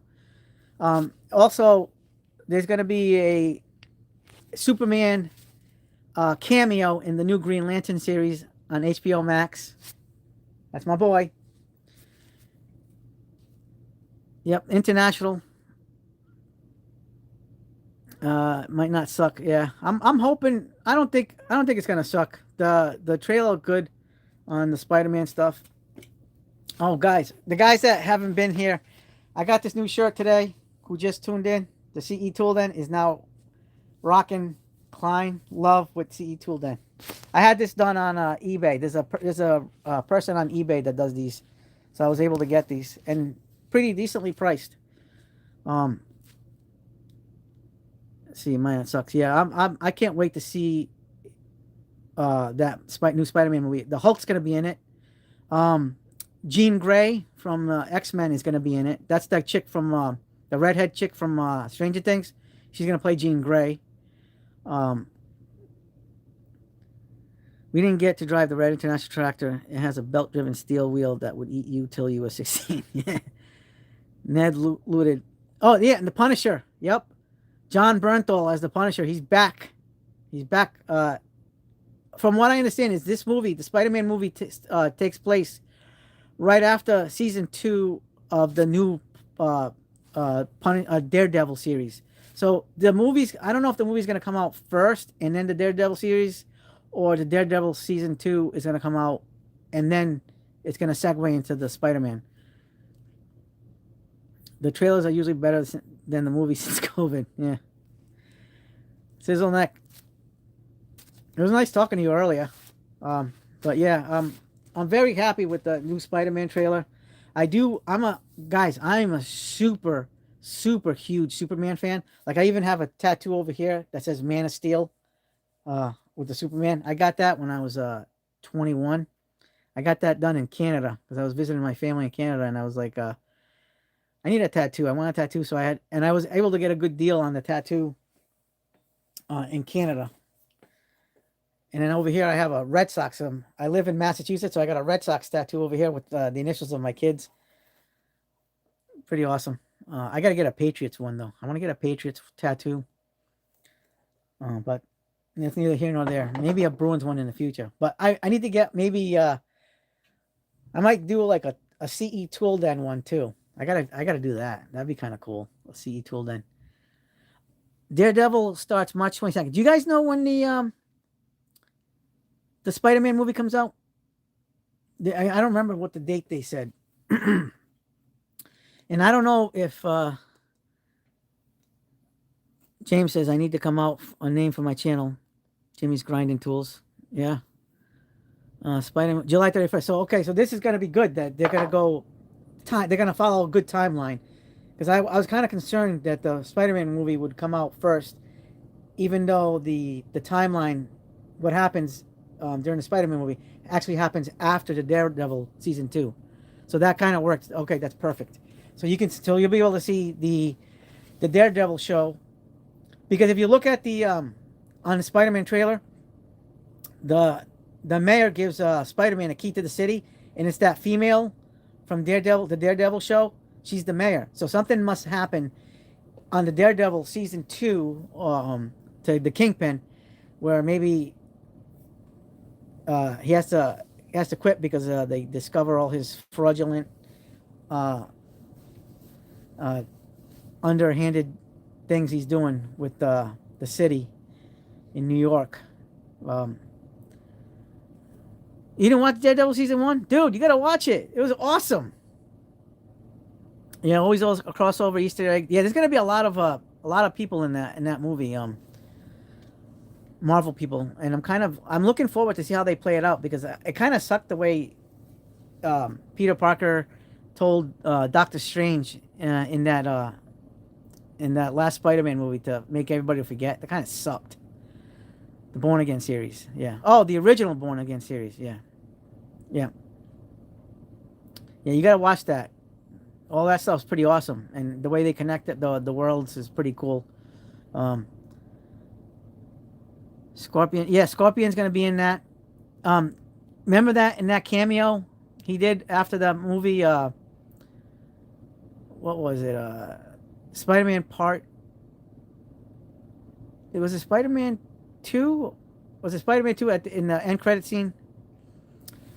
He gives him he gives Scorpion all the technology stuff, and so he's gonna be in it, which is cool. It's been a while since they showed that character, so at least they're gonna incorporate that character coming back. Yep, the Vulture. Was that part 1? Yeah, that was part 1. Yeah, that was part 1. So it took. When did that movie come out? And now you're actually gonna finally see the Scorpion. Wow, that was a while. Homecoming, yep. But did you notice that Tom Holland as he's matured in age, he's gotten really bulky and thick now. If you see him in the costume, he's even more jacked than he was like when he did Homecoming, because he was just a skinny teenager, but he's filled out. But what's her face still looks the same. Zendaya, she still looks the same. And from what I understand is I think they got engaged or something, but I'm not sure. But she's gonna be doing the Mary Jane thing. I still can't believe they're gonna introduce Jean Grey in that movie. They're gonna have Jean Grey in the movie, so we're actually gonna see some X-Men type stuff in the Spider-Man movie, which is pretty awesome. I wonder if they're gonna have a Kingpin cameo in that movie too. Who knows? Um, yeah. Oh, did you see the costume Timothy Chalamet has on? Yeah. The first series was good. I had to rewatch the old uh 80s version when that series came out because I remember seeing it as a kid, but I don't remember it too much because I only seen that series like once, so I had to rewatch it to kind of get that memory back, because it was a long time ago when you had Sting, and all them people on for that movie. But the new one was pretty good. I really liked the new one. They did a good job, and the fact that they're gonna expand on the universe, the Dune universe, is really cool. I feedstock see it too some way. Clint says, "Yep." Yeah, I don't. Who knows? Who knows how that's gonna work out though? You know what movie I am looking forward to because I was crazy fan is Masters of the Universe, He-Man. You guys gonna watch that? That is gonna be badass. Like to actually have a He-Man movie that's more He-Man like than the Dolph Lundgren version. Although I do have that movie. I do own that movie on Blu-ray, and I did like that version. It still wasn't. Didn't have that same vibe of the He-Man universe. I remember when I was a kid, I had a lot of the toys. I had Castle Grayskull, the He-Man action figures. Actually, guess what? I still have He-Man action figures. I think it might be in one of those Craftsman bins there, or it might be in my attic. You hated the cartoon. I love the cartoon. I love the cartoon. My wife just got home. Maybe I should hide my new Eagle chainsaw. Uh-oh. Hey, Sizzleneck, which one did you get? The 16, 18, or the 20? Let me know. Yeah, you have the power. Hey, you want to hear something funny, though? Um, if every time I buy tools, my wife turns into She-Ra and she smacks the shit out of me. Oh, by the way, guys, I might be getting that big USA Snap-on box. Might. I'm gonna go see the Snap-on guy tomorrow, if I don't work overtime, and check out what it's gonna be like. We'll see. I don't know. If it's how affordable it's gonna be. Like he said he can get it to me for like 16 and change. Yeah, we'll see. I listen, man. I want to do it, but my son-in-law is going to get that one. The only thing I'm not going to give him of the 72 temporarily is going to be the side locker because I'm going to keep the side locker temporarily until I can get the side lockers for the Snap-on ones. The my Snap-on guy said you can get a better deal from the rock and roll truck. I never even heard of what's the Snap-on rock and roll truck. I never heard of that. James, do you know anything about that? The Snap-on rock and roll truck. He says they sell the side lockers. You can get a hell of a much better deal than the Snap-on guy. Um, yeah, it's a '84 Epic, but with the USA branding and 250th anniversary. Somebody says I liked all the Japanese anime, Speed Racer, G-Force, Robotech. Yeah, dude, I used to watch all that. Do you guys remember back in the late '70s, early '80s? Force 5, the animated series Force 5, and they would have like different types of cartoons like Grandizer, Guy King, all them stuff. Oh, I used to love that. Full banks all the way. Yeah, and this is gonna be bigger than this because this is the 72 inch right here. And I think the drawers are like 22-ish. I don't know. Actually, let's take a measurement because I'm kind of curious. I forget what the size of the drawers. I know the USA Snap-on is 30 inches. Well, what is the size of these? Because I forget. Let's take a measurement. Oh, man. Oh, this one's not. What's going on over here? Oh, there it is. This is a Oh, this one's less than, way less. This is 19 and 1/8 inches. And the the length on this is, on these long drills, is 51 and about 3/4. So I mean, the lengthwise is fine. I don't mind the length because these have the length, but this one's only 19, so I'm gonna be adding 10 inches from front to back. So we're looking at 19 and 1/8 inches. We're gonna be adding 10 plus inches of. I can imagine. Let's see how this sticks out, because this is gonna come out pretty nice. So if you look over here, so look, we're looking at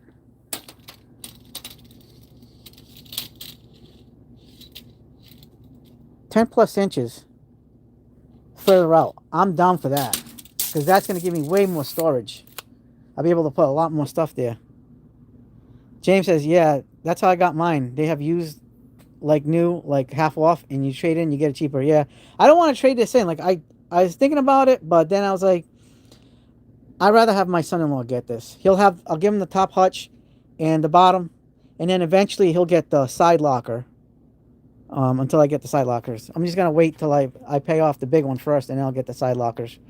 Sizzleneck, got to replace my chainsaw. Currently have the DeWalt and Milwaukee batteries. Is it worth adding Ego? Alabama, Ego is pretty much the #1 outdoor power equipment brand on the market. They've been doing good. Yeah, your box is like James says my box is like 13, but you got a great deal. Is yours the Epic? James? Yeah. So, I mean, like, I really, really want it. And even though my wife's against it, she finally gave me the green light. Oh, Mac had 36. I didn't know Mac had 36-inch ones. Right now they have the maximizers. I was actually looking at those today on the truck. But I'm really dead set on that snap-on. If I don't get the snap-on, then I'm not going to get the snap-on. I'll stick with my U.S. General and just buy the other side locker when the side lockers go on sale. But I didn't know they had 36. The Max had 36-inch deep ones.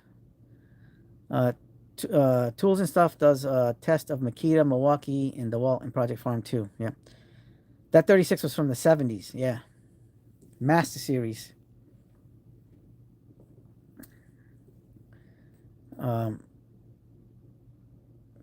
Yep. Yeah. So I mean, I don't mind. I don't mind keeping my 72-inch because it's a really nice looking one.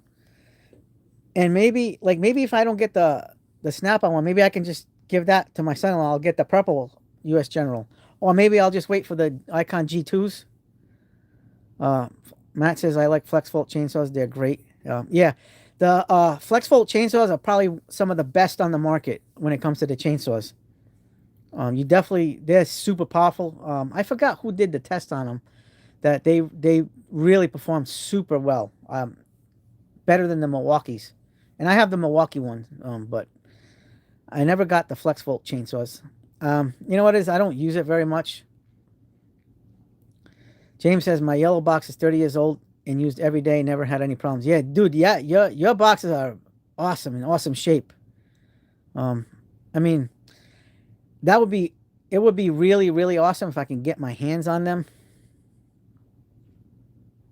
But it is what it is. Matt says I use a FlexVolt mud mixer to dig auger posts. That's pretty cool. I use a to do auger posts. I use a adapter on my my Milwaukee SDS rotary hammer, and I put the adapter on with the 12-inch. DCF, Matt says DCF can do it, but wears out fast. Yeah. Sizzleneck says I have Milwaukee, but getting on board with Ego for OPE, haven't used it yet. Yeah, I actually got my dad an Ego lawnmower. He loves it. A few years ago. The Ego stuff is awesome. They really have some commercial and powerful stuff, and you should see the stuff that's coming out. Like they showed some stuff at one of the Vegas shows. I think it was at the Lowe's one, and they're doing a heck of a job. They even have like their commercial line is no joke. Their commercial line is really fantastic. Um, they're doing a great job with their commercial line. I like that trailer that can you can charge 96 batteries overnight. Imagine that, 96 batteries overnight in a trailer that's outfitted with the all the ego stuff, all the ego batteries. Imagine having 96 batteries. How many batteries do you think you can use in a day doing property management or landscaping? That's insane. Insanity. It's not going to charge all at once, but it'll have a lot of power and runtime. Matt says Ego has much better runtime than Flexible. Yeah, that's true. I mean, you got those big giant batteries, but the only thing is the trade off is the weight. You're going to have a lot more weight with the Ego stuff. But, I mean, there's going to be trade offs. James asking, do you think the Milwaukee batteries are better now, CE? Absolutely. Any of the Forge batteries are absolutely phenomenal. What I would like to see is to start seeing smaller batteries with the Forge, whether it's with the pouch cells or with the tablet cells. I want to see, like, DeWalt's really killing it. The battery, I tell you, DeWalt has some of the best battery platforms with their pouch and tablet cells with the power pack and the power stack. Makita now has charging storage boxes. Yeah, yours only lasted for 3 years. Yeah, I have the Forge batteries, and so far so good. I love the Forge. I have the 6, 8, and 12s, but also I still have the high outputs. I still have a few 5s and the 3 amp high output. So if I use a drill or an impact driver, I'm just most likely going to use the 3 amp high output batteries. But I would like to see a 3 amp Forge battery. I mean, it's kind of like at this stage of the game, Milwaukee's is getting outplayed by DeWalt when it comes to battery sizing, because I know a lot of tool companies are going to compact versions. And Matt says they dumped DeWalt 12 volt for 20 volt with the 1 point. Yeah, they did. But a lot of tool companies are going for compact versions, and I know Milwaukee's doing the same thing with the M12 line. But you gotta give us brothers like and sisters a real like small battery that's powerful and with decent runtime, like DeWalt is. DeWalt's got the power stacks. DeWalt got the those 3 amp, is it 3 amp and 4 amp tablet cells. Yeah, they had the red line there and the XCs, and I remember they had the 9 amps that used to cause fires. They had to cancel those. They stopped making those. If you guys still have 9s, good luck with you. I'm telling you, I wouldn't want any of those batteries in the shop. Forget those 9 amps were like freaking fire hazards. And with the amount of batteries I have here in the shop, I'm looking at a freaking time bomb. I'll probably blow up my whole neighborhood with all the batteries I have. I got close to 200 lithium-ion batteries in the shop. That includes all my Craftsman, Milwaukee's, Makitas, DeWalt's, Cobalt's, Ryobi's, Flex. What other brands do I have? Metabo HBTs. Yep, M28 used to be a fire hazard too. Yep, that's probably why Milwaukee cut them out. But I tell you, I saw last year on a YouTube somebody posted an M28 tool, and they had the impact wrench. Man, that thing was like probably like this big, like massive, like the monstrous size for a 1/2 inch. Those things are big. I would never want to own something that big. I bet you that thing was like at least 20 pounds or something, 20, 25 pounds for that impact wrench. And that can't even touch today's smaller compacts of impact wrenches. Yes, James says that's why I didn't go fully with them, but I do have Milwaukee tools. For example, my mid torque is not locking in the tool. Is it the friction ring, James? Is it a 1/2 inch mid torque?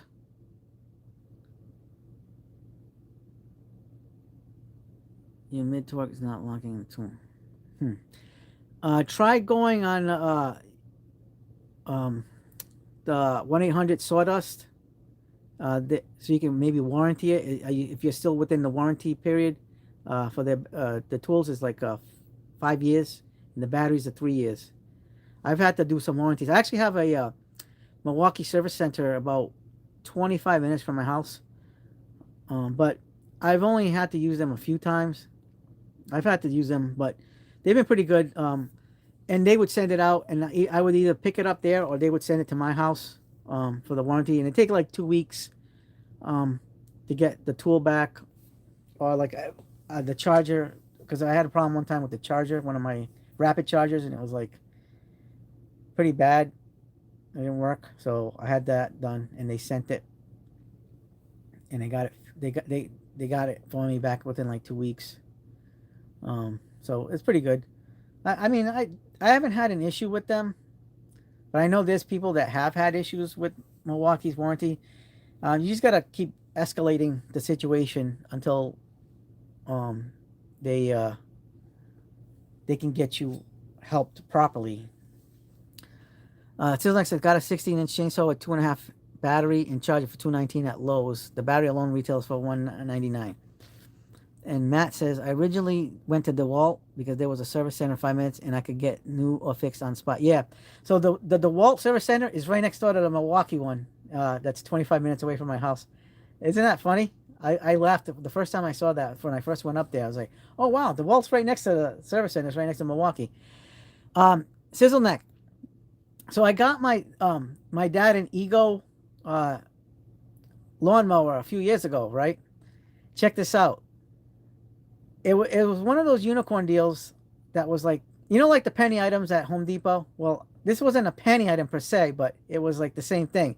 I was at work. And I called my wife to pick it up for me because I found out that they had it in stock with the BrickSeek. And I was able to pay for an Ego lawnmower with the 5 amp hour battery for my dad for $28. $28. James is saying, because I'm seriously thinking about the new electric ratchet, just worried about the batteries. Oh, the M12, you're not going to have any issues with the M12 batteries.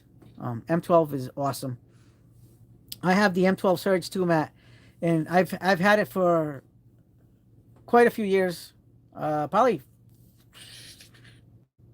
four-ish years, something like that, and it hasn't failed me yet. I mean, I know it doesn't have the power of the regular M12. Yeah, Ozzy C 4092. Yes, you're not getting the mower. Yeah, no, the mower is my dad's. It came out in 2020. Yeah, so I think mine is about 4 years old. Because I wasn't originally on the thinking about getting the Surge, but then I said, you know what? Sometimes you might need that little extra quiet. That little extra quietness. I mean, it's still loud, but yeah. And Ozzy C, are you my brother? I'll pay double. Yeah, I think that's my brother, guys. At Ozzy C 4092, that might be my brother. My daughters were on the chat earlier. Now I think that's my brother on the live stream showing up. Yeah, you need the quiet handyman. What? Yeah, I think that's my brother, guys. He's trolling. My brother's name is Ozzy. So Sizzle Neck, great. Yeah, so that was a deal. Like they had to get the manager because my wife was kind of embarrassed on that deal because they had to call the manager and it was like a big stink. And I was at work, working overtime that day, and we got my dad the lawnmower. It was a birthday gift for him too. I can't believe it. $28, battery, charger, everything. Yep. So everybody say hi to my brother Ozzy. He's gonna be on the channel in the future. We're gonna be doing a Flex versus Milwaukee impact wrench test. They need to get over it. Yeah, so we're gonna do a Flex versus Impact. He's got the Flex line. I'm on the Flex line, but very limited stuff. I have the hammer drill, their most powerful impact driver, their inline 6-inch circular saw, and just a few batteries. I You know what it is? I got so much Milwaukee stuff. I just couldn't couldn't get into the flex line like I would have wanted to. Hey, Ozzy, check out James's channel. Like and subscribe his channel stuff. He makes awesome content. All these guys. The Tool Collector 72. His name's Clint. He's an awesome guy, Ozzy. Ozzy does the same thing I do for work as our main job. So he's also in law enforcement. uh, this is the first time he's actually joined the stream. Yeah. So, but Ozzy, these are all my boys over here that join the stream. Every week, every Wednesday, we do a 7:30, 7:35 live stream. Hopefully, we get more people that we know on the channel. First time you caught it, yep. We usually go. Last week we had a glitch. We were on it for almost 3 hours, guys, last week, and I don't know what the hell happened. Matt says my most profitable deal I've ever had at HD was an M12 second gen boots. Wow. I got 20-ish of them for $1 each ish at my store. The cheapest I sold one was $40. The most was 120. Dude, you scored. James says that the half-inch flex I got for $59 is really powerful. It dusted the snap-on. Yeah, I gotta say the snap-on is not worth it because it's so expensive. And right now you got Milwaukee and you got like the DeWalt ones like that really can outperform the snap-on. Don't get me wrong, the snap-ons are good, but just not as good as the Milwaukees or the DeWalts of the world. And the DeWalts are really beast mode. Sizzleneck says I got a glitch of deals at Home Depot, but not recently. Yeah, I've scored some penny deals before. Surge boots are big business. Yep. Snap-on power tools I just met. Hey, not everything, man. The ratchets are friggin' awesome. Ask James. James, tell Ozzy that the Snap-on ratchets are badass. Absolutely badass. And guess what, Ozzy? I'm getting them. I'm gonna get the blue ones because James in one of his videos showed his blue one, and I was like, I fell in love with it. And that thing was nice. I want to get that big, giant, long one. They have. Yeah, I know I'm gonna pay a pretty penny, but I'm gonna get it. I went to my I was on the Mack truck today, Ozzy. Hanging out on the tool truck, talking to my boys. I was trying to warranty these pliers because I bought these a little while back ago, and it didn't come with the spring that goes on this other side. So it kind of was like they forgot to put it in. Matt says they killed the penny stuff. The Met merchandiser team gets in trouble if they sell a penny. Yeah, they get. Yeah, it's certain. James says it's certain ones. So this is the thing, guys, and I want to tell you guys the legit, real deal with this penny stuff. Yes, I know a lot of the employees, the management think that you're not allowed to sell the penny stuff, but if you look at they have an FOP, front end operating procedure, and they have a note. It's a book. Yep, Mike Jones. Hey, Mike Jones. Klein in the house. These were the best regular dial cutters in my video. Check out my video I did a few days ago, Battle of the Dial Cutters. The standard for a standard style. Even though this is the angle head. The winner was the Mac Tools high leverage because of this leverage point. We had a few high leverages that they were all standouts, but Klein really kicked butt. Hey, Mike Jones, what's your number? What's your number, Mike Jones? But yeah. What was I saying? Oh, so they have Home Depot has that front end procedure, and they said if you and it was updated in February of 2024. If you're buying something for a penny, they're not allowed to stop you. And James says, can you believe I still have the original Snap-on battery 15 years? Yeah, you know what? I believe it, dude. I believe it. They make quality stuff. Matt says, you're allowed to buy them. Yes, the Met team gets in notices and put all items that go too long. That's why they get in trouble. They can get in trouble, but at the same time, you know, I've scored. One time I scored a whole bag full of spac screws, 4-inch spac screws. I love that. I got them all for a penny. I've gotten uh, Diablo jigsaw blades for a penny. How those Mac Spinner extension sets? Yeah, James, how do you have those? The Mac Tools one. I want to get that Mac Tools. Clint, you have talked me into it. I should have bought them today. I mean, I showed you guys what it was. Mike Jones says I need a good pressure washer. Let me think here. Hi, Willie Hale. Also had 6 times 2 packs of the M12 batteries for a penny each. Wow, that's friggin' awesome. That right there is a deal. Ozzy wants the grip edge. Hey, Ozzy. Since you've never been on the live stream before, you know what the grip edge is, right? It's it's basically the guy who invented the grip edge created his own line. But before he created the grip edge line, he made the tools for Mac Tools RBRT. So this is right in here. This is the RBRT / grip edge stuff right here. Hold on. This is all RBRT bits, screwdriver bits. I have to get some of the other stuff that they have that's RBRT.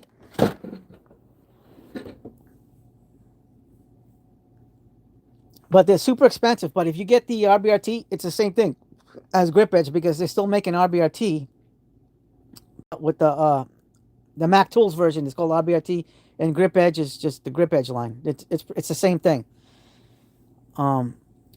James says, yeah, I have them, but old school handles in them. And so, by the way, guys, if I get, so like I said, I got the green light to get the Snap-on box. If I get those, these are going in the Snap-on box. These are the 250th anniversary Snap-on ratchets. I will never use these. These are not going to get used. These are going to be a collector's item edition. These are 3/8. These are the 80 tooth. The best Snap-on ratchets is the 80 tooth, in my opinion.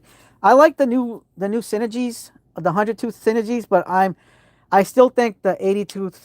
And James, back me up on that.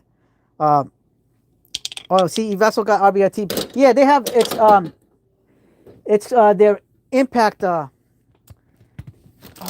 What's it called? I have those. I think they're in here. They might be in here. I have that. I bought them on Amazon. They came in a box. Oops. I have that set.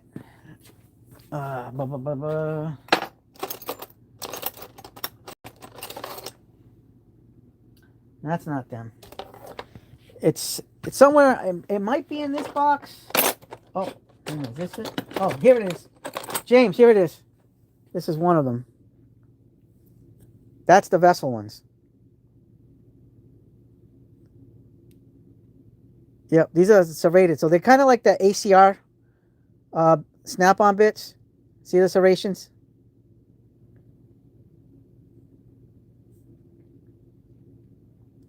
Look at those bits, guys. Vessel removal only. So this is only for removal. This isn't for fastening, guys. I think these are like $30 or $40 on Amazon. I can't remember. But these are good. What do you think, James? Are these the ones that you have? The Vessel stuff is awesome. Just to let you guys know, I've actually said this in the previous videos, but Ozzy's the one that got me this. He got me this one for Christmas. This Vessel screwdriver. I've been using this one more. I haven't used this one since I got this one. This one's got some nice torque. What do I do? Mike Jones. What do I do for work? Well, my main job, me and Ozzy, we both work in law enforcement, but I have a side handyman business that I do plumbing, electrical, carpentry, woodworking, some HVAC, and automotive. And I'll do like drywalling, that kind, anything that a handyman can do, I'll do it. Um, but that's my passion. I'm only doing the law enforcement thing because it pays the bills, it buys me all the tools. But the handyman's like my side gig, and that's what I prefer to do. Um, um, I live in Mass, but I work in Rhode Island. Matt says Blue Switch USA Edition 9-inch anvils. Thank you, Mike Jones. We still want to know your number, Mike Jones. uh, let's see. Hold on, guys. Let's see. Let's find out Mike Jones's number here. Hold on, Mike Jones. Do you ever get that asked that question, Mike Jones? What's your number?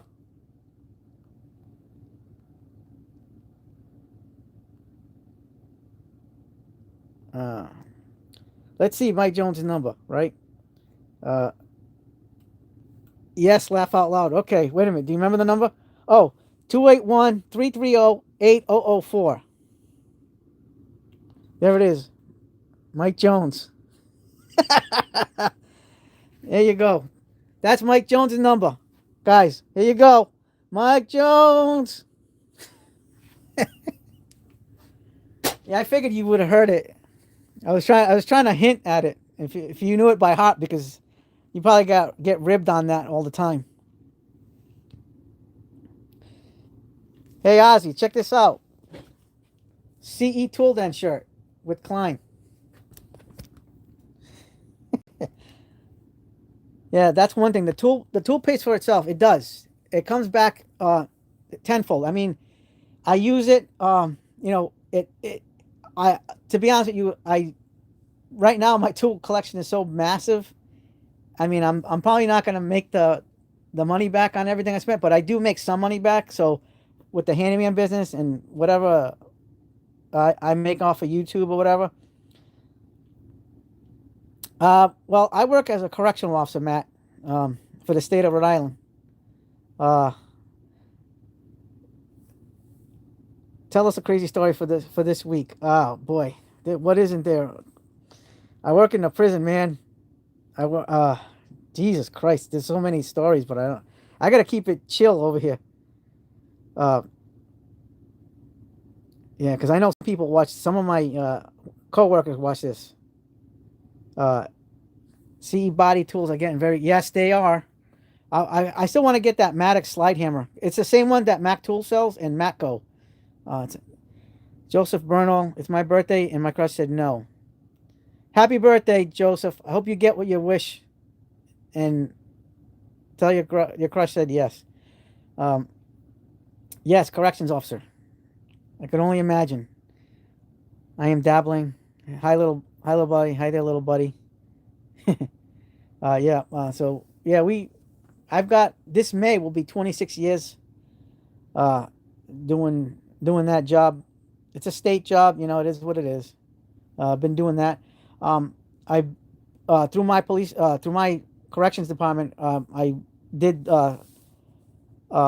police work. I was a part-time police officer as a corrections for the July 4th parade a few years back, many years ago now. But they stopped doing that because stuff started happening. Yes, I am in a cotton candy factory. This is called fiberglass strawberry cotton candy. That's what it is. It's made by Owens Corning Candy Factory, if you want to know. And they have a mascot, the Pink Panther, if you know what I mean. Pink Panther in the house. That's Mike Jones. And it's itchy. Yep. Very itchy. As far as at some point I'm gonna find time to finish this basement, but it's not gonna be fully finished. Oh, that's my favorite one too. Shred my lungs. That's right, bro. Shred your lungs, dabbling. Hey, dabbling. Are you dabbling because you do this, the dab? Dabbling. There you go. Dabbling. Uh, yeah. At some point, I might put a drop ceiling.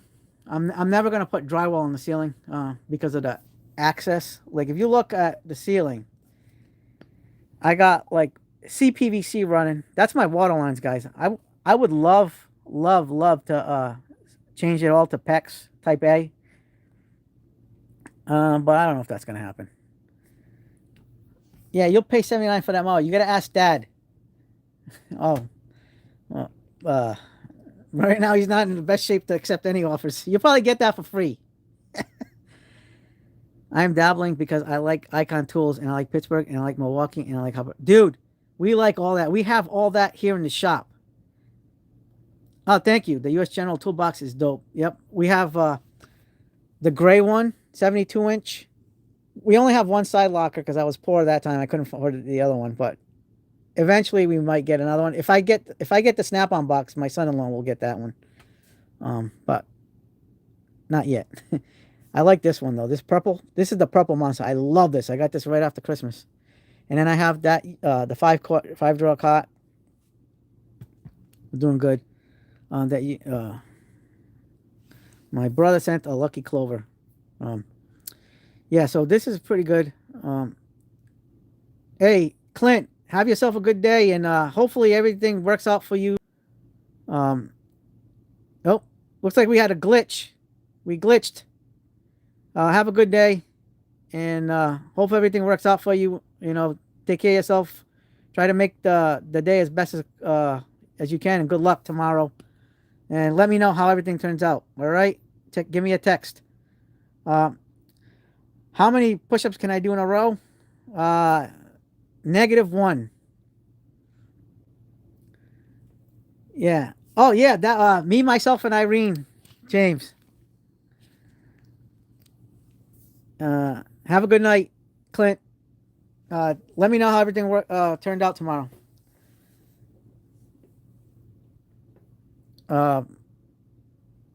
Common buddy. Yep. And guys, if you guys haven't seen James's channel, subscribe. Guy's got the stuff. Well, he's got an awesome channel. Ozzy, subscribe to James. He puts out some good content. Look at his Snap-on rollout bag. That thing is badass. Dude, I can do a bunch of push-ups. Ready? Like, check this out.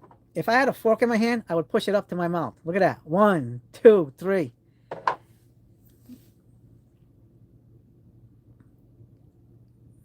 Yeah, Clint, James, I went and subscribed. Yep, Ozzy, subscribe to James.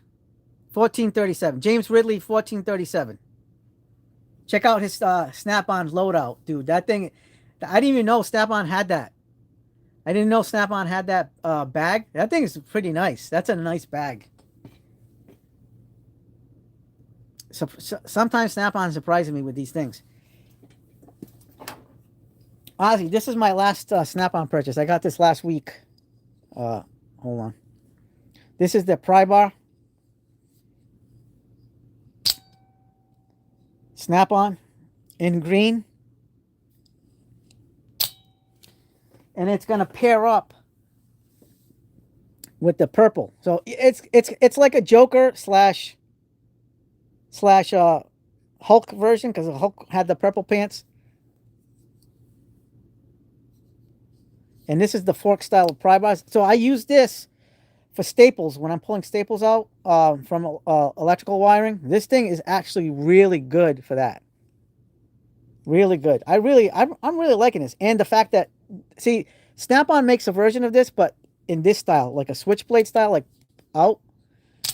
I kind of like this version for this kind of pry bar, but for this pry bar, I actually like this because you can make it compact and do all this stuff. And I like the green too. I like the green and the purple.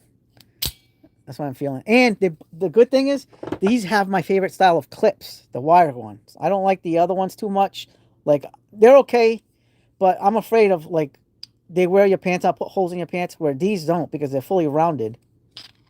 And that makes carrying, even if you put this in a bag, those other style of clips like this one, like on a utility knife. Let me see, find one like this style could potentially put a hole in your pants or like shred your pants. I mean, this one's not bad. This is pretty rounded. They did a good job. James, your new rep is terrible. Is he an elite dealer? Because my Snap-on dealer is an elite dealer, and he was not everybody is getting those boxes, those USA boxes. And my Snap-on guy got 2 of those. He was able to get rid of one. So like tomorrow I'm gonna go do the paperwork for that and see if how that works out. If everything's within reason, I'll be getting that, and my son-in-law will get the U.S. General. But I love my Snap-on guy. I love my Mac Tools guy. Both guys are friggin' awesome guys. Yeah. Like, does he just not show up enough, James? Or is he Sizzle next up tonight? Yeah. Hey, let's get James up to 1 million subscribers here. Let's do it. Let's get me up to 1 million subscribers. Yeah, it's a job not to be. Yeah, it's all about the rep. Do you guys? Is he giving you like trouble like with warranties or something, James? Because my guy is really awesome about warranties. Even my Mac Tools guy, like today, like I went to go see him because when I went to go, he said he probably had these on the truck to replace, but he ended up not having them. He thought he did. He could have sworn he did. So he was going to try to take it off another pair of pliers that was similar to this and see if that'll work. But then he's like, I might as well not try that. So we were able to order it because he didn't know that these were available by themselves, this version by themselves, because he said he thought they were discontinued, but they weren't. Apparently they weren't discontinued, so he ordered them. Then they don't have any in the warehouse, so this might take me a while to get the replacement because the warehouse shows 0 in stock. So what's going to happen is, most likely is going to happen is I'm going to have to wait a little bit longer to get these replaced. I'm kind of torn up about it because I'm like, how the heck did they miss putting the spring right over here? But this one has it. Really weird. My Mac Tool guy is awesome. James said he's just started. He nearly has anything on his truck. Hey, maybe he has some of these. This is the 45-degree angle version. But yeah, so my Mac Tools guy's like awesome. He's a good dude. I love that guy. He's good. Been cooking and listening, missing the chat. Hey, what are you cooking, Sizzle Neck? I have to make food later on. I meal prep for work. I had to go to McDonald's today because I forgot to meal prep yesterday because I ran out of time, and I bought myself 2 boiled dinners last night from the restaurant I like to go to, and so I still have that for dinner. But I might I have to probably make some rice and like linguiça or some chorizo or something like that. I might make that tonight. That's what I usually make for work. Oh, he doesn't have it. Yeah. I like I said, I really love this set. Like, you can't go wrong with this 11-piece set. Like, if you looked at it, if you did the math, came out to $16.12 a plier with including the bag. It doesn't get any better. That was a heck of a deal for the Flyer 2. Flyer 3, is it Flyer? Yeah, Flyer 3. So now we're on Flyer 4. And it's all good. Around the Cabin. How you doing around the cabin? Yesterday we ate at the Irish Setter. Just celebrate St. Patrick's Day. Hey, you guys want to hear something funny? So last night, you know that shorts video I did last night saying Happy St. Patrick's Day? So that's what I was wearing at the restaurant. And I was wearing that hat backwards, my little beanie style hat, that whatever. It's a Boston Scally cap backwards with the Irish on it, the shamrock on it, and then that shirt. So I went to go get the food at the restaurant, and this blonde chick came up to me and grabbed me by the arms like this, and she goes, "You're taller than me," because I'm short. Guys, I'm short. but she was shorter than me, and I was looking down on her. Yeah, I am, but I'm still short. She goes, yeah, but guess what? She goes, you're handsome, and I was like, oh wow, she's trying to hit on me, and she was in like her early 30s. She kind of looked like, if you want to Google it, Amanda Detmer. So I was like, oh man, she's pretty good looking. But I had my wife in the car waiting at the restaurant. Um, frozen pizza, Elios, I hope. So I was like, I felt kind of good because I'm 51 years old, and I had this 30 something year old chick, good looking chick, hitting on me. That was pretty cool. But it is what it is. James says, you know how you can sense bad vibes anyways. I was going to pick up a Philips 3/8 bit. He was acting like I was going to steal it. To me, that's bad. Yeah, that's weird. Do you give him a lot of business, James? Maybe like, I don't know. Maybe it's time to find somebody else. That kind of sucks. Yeah. Like I gotta say, my guy's really good. I even get to hang out at the Snap-on warehouse. Um, and everybody there is freaking awesome. They're awesome guys. They have like video games upstairs in the upstairs lounge area. Uh, they play video games. It's a nice little chill place. I get to look at the toys over there, and the Snap-on toys. It's pretty awesome. I can't say anything bad about both my Mac tools and Snap-on guys. The only thing I kind of wish I had was a Cornwell truck and a Matco truck. I just have no luck. I'm just trying to find one of them guys and make an account with them and stop buying stuff from them. Because I want to get there's some Matco stuff I want to get. Right now, the only way for me to get Matco stuff is going on the Matco website or the Cornwell website to buy stuff. But I don't want to do that because I want the experience of the truck. I love the trucks. I mean, if you guys have never been on a tool truck before, it's quite the experience. It's like being in Disney World. I've been dealing with them since I was 17. I'm 55 now. Yeah. I know those purple Megadora vessel screwdriver set is gorgeous. Yeah. The Megadora stuff is good. Speaking of the Megadoras, let's see. Let's find the Megadora. Where is the Megadoras? Oh. Guys, I did a video on this. This is a Vessel Tools USA sent me this setup. If you guys seen the video. Nah, Bell. I was not. I even told Emily it was funny. So this was awesome. This is a great ratcheting screw. This is 72 tooth. This has almost that same feel, kind of like the Annex. Yeah, Matt says, I know the purple Megadora screwdriver set is going. James says, this is my first experience of a bad rep ever. Every other one took care of me. Yep. So, let me see. Here it is. So these are both 72 teeth.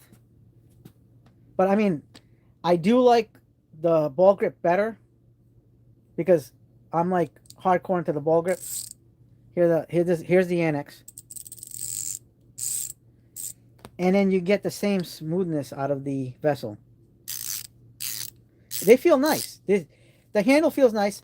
I still prefer ball grip over a standard style, but this is very comfortable regardless. This is very, very comfortable. Think about getting them matte. I can get them for 180. Yeah. I want to get that purple set from the Cornwell guy, but I ain't got a Cornwell. I used to see a Cornwell truck here all the time, right near my house. There's an auto body place, and he would stop there. But I have not seen him. It's been like 2 years, about 2 years since I seen the Cornwell truck, and I never thought about stopping until last year when I found my Mac tools and my my Snap-on guy. So, but I'm just happy I have a Snap-on guy and a Mac guy because they've really changed my view of things. Yes, expensive, but for the most part, it's worth it in my book. And I know like you can get some Snap-on stuff for cheap, like this, the 1/4 inch spinner handle. This is like $10 at the cat dealer. I got a cat account, so I can get this stuff for cheap. Man who needs cookies says I like Makita tools, and I love to be used as a human toilet. Well, that's kind of dumpy. Oh boy. Hey, Makita's good stuff, bro. Makita's good stuff. But this vessel screwdriver is really, really nice. Hey, Dan the Fisherman, what's up, bud? How you doing? You missed it. Oh, by the way, Dan, check out the shirt I got on eBay. I bought this on eBay. Had it made. Klein Tool CE Tool Day. We did a lot of stuff so far. We opened up today. We did an opening up of the Titan. So these are kind of like the Makitas, but these are Titan brand. SAE and metric 1/2 inch sockets. There's some skips in here. I don't know why they skipped the 11. I'm still kind of mad about that. Yeah, Someway says hi Leo Jardim. Someway says I'm a big fan of the Annex ratchet and ball grip. It works better for my crippled hands. Yeah, I mean, you can't go wrong. I mean, think about it. James says I have Snap-on, Mac, and Gear Wrench, and I have to meet the Cornwall guy. Just buy stuff straight up for him. Nice shirt. Fighting a bug. Took a nap. Hope you're feeling better, dude. Keep it up. Get some rest. So this is the thing about ball grips versus like a standard handle. I mean, when you think about it, if you're screwing into something, you're going like this. This is not kind of like a natural or something. Or if you're going like this, you know what I mean? If you're using a screwdriver like this, that's not a really natural movement for your hands. Ergonomically, it's not good. I know over time you can mess up your wrists doing that. Where you have, this is more of a natural movement. So you put the ball in your palm. This is why I recommend Vessel and Annex, right? You can just go like this, right? And this is a more natural motion for your wrist. You know what I mean? Whether it's a ratcheting screwdriver or non-ratcheting. Yeah, Dan's a strong guy. Dan's gonna make it because Dan's got to be doing some fishing this summer. Dan, you gonna go fishing this summer? Look at this, guys. And then you can actually do this too. It's got that little spinner front to start off the screw. You can't go wrong. I mean, anything Vessel or Annex is gonna be legit. You know, the ball grips. Ball grips is where it's at, guys. Ball grips. Get the ball grips. Get the Klein version. The Klein last year, that was a screwdriver of the year for people. A lot of people said it. The Klein, and I'm still gonna stick by this. I'm still standing by this. This is made by Vessel. I'm gonna stand by that comment. This thing is awesome. I just have to put a ratcheting thing on this. The adapter, you can get the 711L or the pipe vise version, and you can turn this into a ratchet screwdriver, and then you'll have that same feature with that ball grip. This thing's awesome. Dan says thank you. I have that Annex. Hell yeah, fish as much as I can, dude. Yep, I haven't gone in ages. I used to go with the kids when I was living in New Hampshire. I was going with the kids all the time. It was pretty nice. I used to never catch anything. My kids were really good at fishing. The ball vessel after you use it for a little bit, yeah. That's why they're my favorite screwdrivers. I won't go like I love my Klein screwdrivers. I love all my Kleins. I love my Craftsmans. They all feel good. I mean, these Craftsmans, they pretty much have some of the best grips on the market for screwdrivers and their power tools. That V20 system probably has the best grips of any power tool brand on the market. And they do a good job with the rubber, the overmold on this. It's really nice. It's perfect. But if you want to save yourself a lot of I want the ball Klein, in your opinion, is it better than the Annex? Because this is the thing, James. Where is Where did I put the? Did I put the annex back? Yeah, I did put the annex back. So let's compare these two. They're both ball grip. This one's got a more rounded version, like a little bit more rounder, where this one's a little bit more ovalish. They both feel very good. The Klein grip is very good, but I'm going to say the annex is going to be better. Not by much, but I think the ratcheting feature just definitely makes this. The Klein 2 grip is awesome, yes. But if you put like the 711L on this, let me see. I have it right here.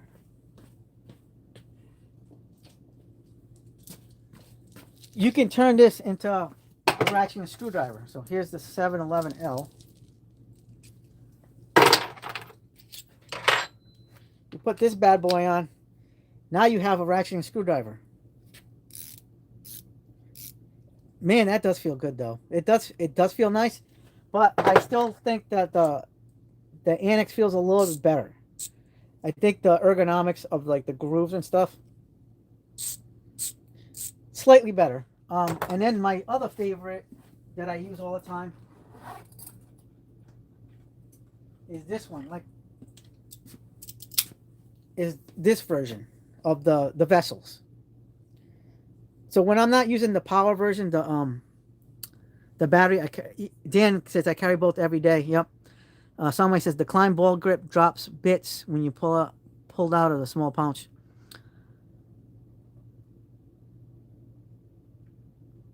Yeah, I haven't had that experience.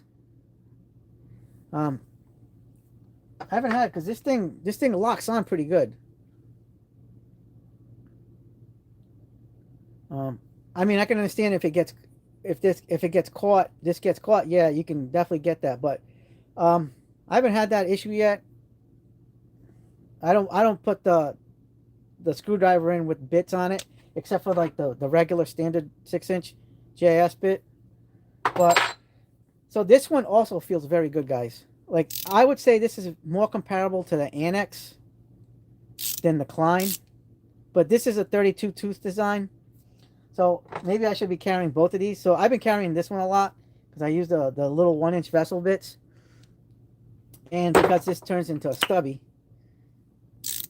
The only thing is, when you first buy this version, this has like an unbelievable ring retention on this, and you got to actually use pliers to pull out the bits initially. But after it wears out, after a while, you can just stop pulling the bits out normally. But the first so many times, the bits will get stuck in there from that. I don't know how tight the ring retention. It's tight, guys. But you just get some pliers, pull them out, and over time you're gonna loosen the retention ring, and it's gonna hold good. It's always gonna hold, but it's gonna do a good job. But I really like this screwdriver a lot. I have the vessel version of this one, but with the dedicated shafts, with the Phillips head and slotted. Also, that one with the Milwaukee grip you were talking about in your vid the other day is amazing. Yes. Yep. Yep. Those Milwaukees are good because they got a similar. I'll show you. They got a similar style like the ball grip, even though it's not a ball grip. Yeah, this style. These are the ones. Yeah, I really like these. I enjoy these a lot. So, I mean, you can kind of use this like a ball grip in a way, but these feel really comfortable in the hands. Like, there's a lot of great screwdrivers out in the world. And this is just, in my opinion, this is a really nice, comfortable screwdriver. And I actually like using this. I don't use it enough because I just reach for these guys a lot more. Because of these are the true ergonomic friends of people in the trades. That's the one. Yep. I have the HVAC version, 13-in-1. This is the magnetic electrician's one, 13-in-1. They have two versions of this. It's the same bits and everything, but this is a magnetic, and they have the non-magnetic. The non-magnetic is like $2 or $3 cheaper than this one. I recommend the magnetic. And then they have the flip socket version, multi-impact version of this. And I really like these. Um, I mean, it's not gonna if I'm rocking. I'd rather rock these though. Like if I'm, these are great. These are wonderful. These are awesome. But I still like the Klein ball grip the best because it's the ball grip design. And I'll use this. Oh, by the way, guys, I got the pipe vise last week. I bought it online. It was like $44. It's cheaper than this. This was $59.99 when I bought it on Amazon last year, like around the beginning of summer, end of spring, something like that. I bought this, and I really enjoyed it. But I kind of think this is a little bit long. But you can do double-sided bits on this one. But I bought the pipe vise because it's a little bit shorter, and I kind of wanted that little extra shortness to the ratcheting one. So this is what I like using when I'm bringing this one. But when I have this one, it's less weight I have to bring. But I still you still can't go wrong with either one of these. You just got to use 2-inch. I use 2-inch bits with this, and or 1-inch bits. But with the pipe vise, I can use maybe like a 3-inch bit, a little bit more. I mean, it's subjective. I have OCD, so I have to like say with this bit holder, I can carry this size bit. With this holder, I have to be this size bit because that's just the way my brain works. I used a little rubber magnet and put one on the shaft of the annex. Dan, you talking about this one? I love this. This thing's awesome. This is probably one of the best little magnetic rubber magnet things on the market. You can't go wrong. This is nice. It came with this little Phillips right there. It's squishy and it's magnetic. This is a really nice magnet. Pretty cool. But yeah, ball grips, you can't go wrong. I even like the electric ones. The electric ones, they're a little bit bigger. These electric ones are a little bit bigger, but they still feel very comfortable in hand. But in this, with this style, you know, you don't have to worry about torquing unless you're like tightening something down or trying to break a screw open, and then you can just use the little slide switch forward for tightening, backwards for loosening. This is really nice. You know what I mean? This feels good. This is definitely a little bit bigger and chunkier when compared to the vessel, a standard vessel. Look how much chunkier that is. It's got a because of the motor. But at the end of the day, these things really rock. You know what I mean? They're definitely good. They're not the most powerful electric screwdrivers. Although this is probably their most powerful one. This is their torque one. But this one's like the one with the speed selector. It's got low, medium, and high. But yeah, you got the Vim version of that one. Oh yes. You know what, James? That one is right now on my watch list of on eBay. It's like $30. It's like a is it what 3-piece? It's got the green on it. It's the green ones. Let me hold on. Let me pull it up. I got it on my tablet here. I'll show you. It's on my list. Where's the eBay? There's eBay. I'm gonna show you guys. Guys, this is awesome. Good pickup, James, on that one. Watch list. Like I said, it's a $30 screwdriver set, and I wonder, James, is that one made in Japan? Do you know? Because I'm kind of curious. I don't know where the country of origin is on that one. Where is it? Where is it? Going scrolling through here, trying to find that Vim. Where is the Vim? The Vim screwdrivers. Yeah. I want to get those too because they're I got a feeling they might be made by Vessel, but I don't know. Um, oh, so they are made in Japan. So I wonder if they're a Vessel rebrand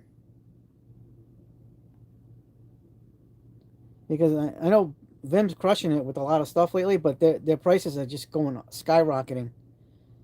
Where is it? It's supposed to be on my list here. I have a long list, guys. Really long.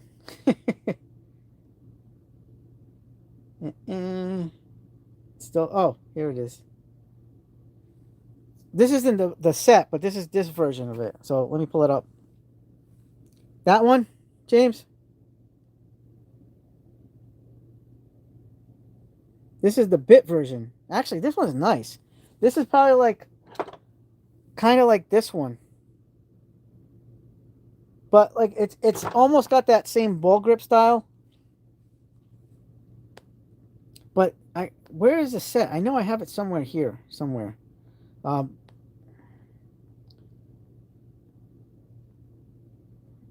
and I remember it being like, it might have been like 30, oh, 39, was it 39? Hold on. Vim.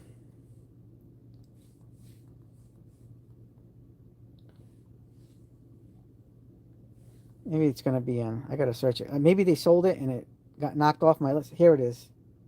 This one, all right, this one's $77.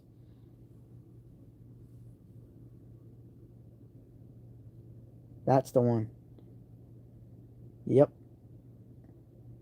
So I like this set because, oops. So this set has like the other ones I have, the other sets that have the shafts, the straight like the regular shafts. I have that one ratcheting in the Vessel, and this one also has this blade. So you can interchange with them. Like, hold on.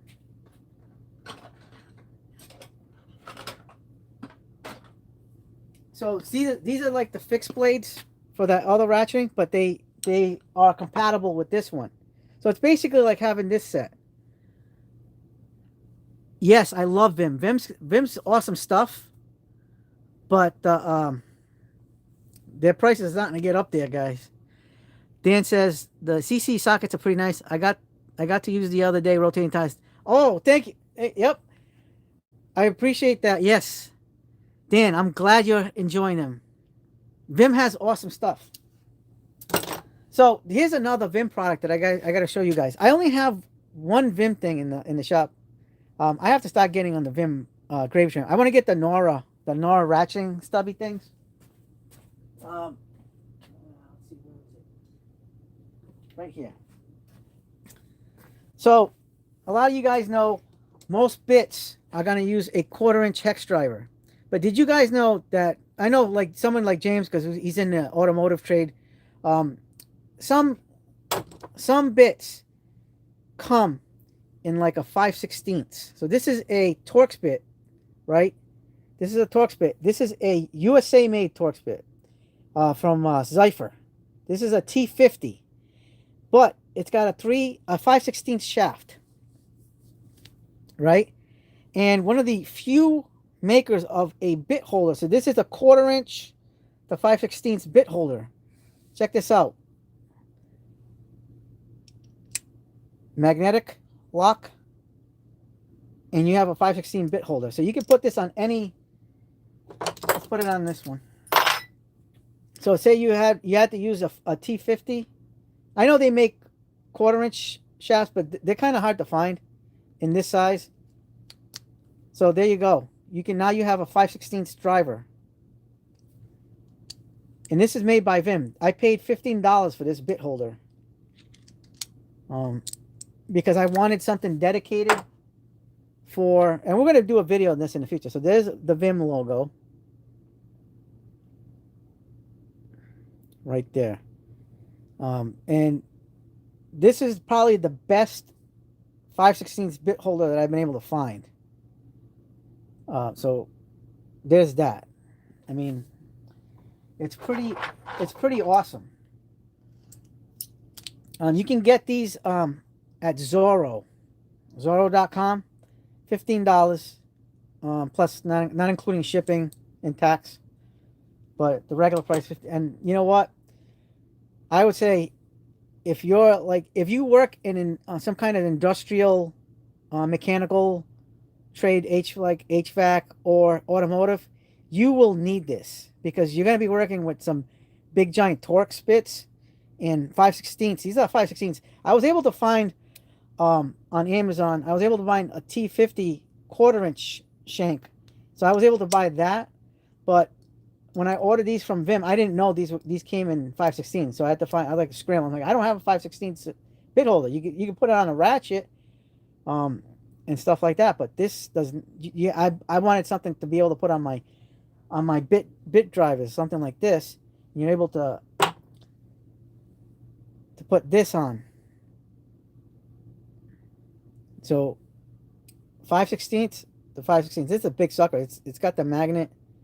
There's no, it doesn't lock in any other way, but the magnet seems pretty good. It's pretty strong. I'll let you hear this, guys. Hear the snap. Hear that? Good magnet. And I keep this over there on my magnetic mat because the time will come when I need to use this, and I'll be ready. This thing's awesome. I like Vim. Vim is great. But even like a Torx T45, yeah, sometimes lots of times they'll come in the 5/16. So, but I did find a quarter-inch a Mayhew 5-pack. I think it was a 5-pack Mayhew of the T45s in with the quarter-inch shank. So I was able to get those to add to my set to make a quarter-inch shank set for my snap-on ratchet. Even Pittsburgh has those 5/16, but not that bit holder. That I know. Yeah, they have that little I know what you're talking about. I have that set. But with the 5/16, but it's I think it's a 3/8 bit holder that you attach to a 3/8 socket driver or whatever. Hold on. I think I have it in the box over here. Somewhere around here. I know what you're talking about, Dan.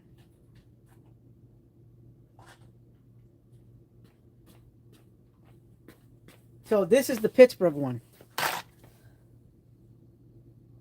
I got this. Look at the size of that sucker. This is a T55. Let me see if that will work. Because I haven't tried this yet. Yep. There you go. That's a T55, the Pittsburgh one. This is nice. There you go. Vim for the win. Look at the size of this Torx. Security Torx. That thing is massive. Yep. That's the Pittsburgh one. I bought that because it had an awesome set. It's an awesome set. And it came with this. So it came with the bits. Came with this bit holder, these bits. And yeah, they're on the large side. And it came with these little sockets. Thank you, Sizzle Neck, the clapping seal. Thank you. It comes with these eTorx bits. Yeah. Dan. Yep, that's the one. This is the set you're talking about because I really like it. It comes with eTorx. Here's more eTorx. Yeah, I think this is the... Hold on, let me see if this is the bit holder for that. Let me test it out. Yep. So this is the bit holder. So this is a 3/8 bit holder. And then it goes in here. And it's got like the little ball detent and this clip. This clip with the ball detent. Hold on. And it snaps right in. And that's how you can do it. You can, if you get an adapter, so I can take, for example, I would have to take my spinner handle. This is the 1/4 inch, but that's one of the reasons why I want to get the 3/8 spinner handle. So you could take a adapter, a 1/4 inch to 3/8 adapter, and be able to use this on a spinner handle. But that's why the Vim, I think the Vim is the better bit holder. But for the eTorx, yeah, the eTorx is really good. This is a really good set. And I bought it for the eTorx. I have other eTorx sockets, but I bought it just to have extra eTorx, but mostly to be able to have these bigger security Torx, because you never know when that's going to be needed. I know when you're doing like seatbelt brackets, some of this stuff can use the big eTorx, and I know this is the little treasure bit right here that holds the bits. There's more eTorx. These are, what are these? Are these little mini eTorx? Yeah. So this is a full 7-piece eTorx set with the bit holder. Dan Fisherman sent happy poop. Nice. Sizzleneck says I have the Vim HDRF 614. Yep. It's all good stuff here. Vim, like I said, Vim really did a great job with that stuff. So I mean, now I can use any bit driver. I can use my Vessels or my Annex or my Kleins and use those with that, thanks to that Vim. That Vim bit holder. It makes things a lot easier. Because these things are massive. Like, these are big chunkers. They even made the little Torx bit in that size for that Pittsburgh line. Try to get it out. I don't even know what size Torx this is. This comes with the T10. So that's a T10 with the 5/16 bit. Look at that. Yeah, it's a good set. I really like this. This is a very good set. And then you just put it on a 3/8 spinner. That's all you need to do. It just kind of sucks. I don't have a 3/8 spinner handle. I need to get one, and that's why me and Clint, Tool Collector 72, we were looking at them.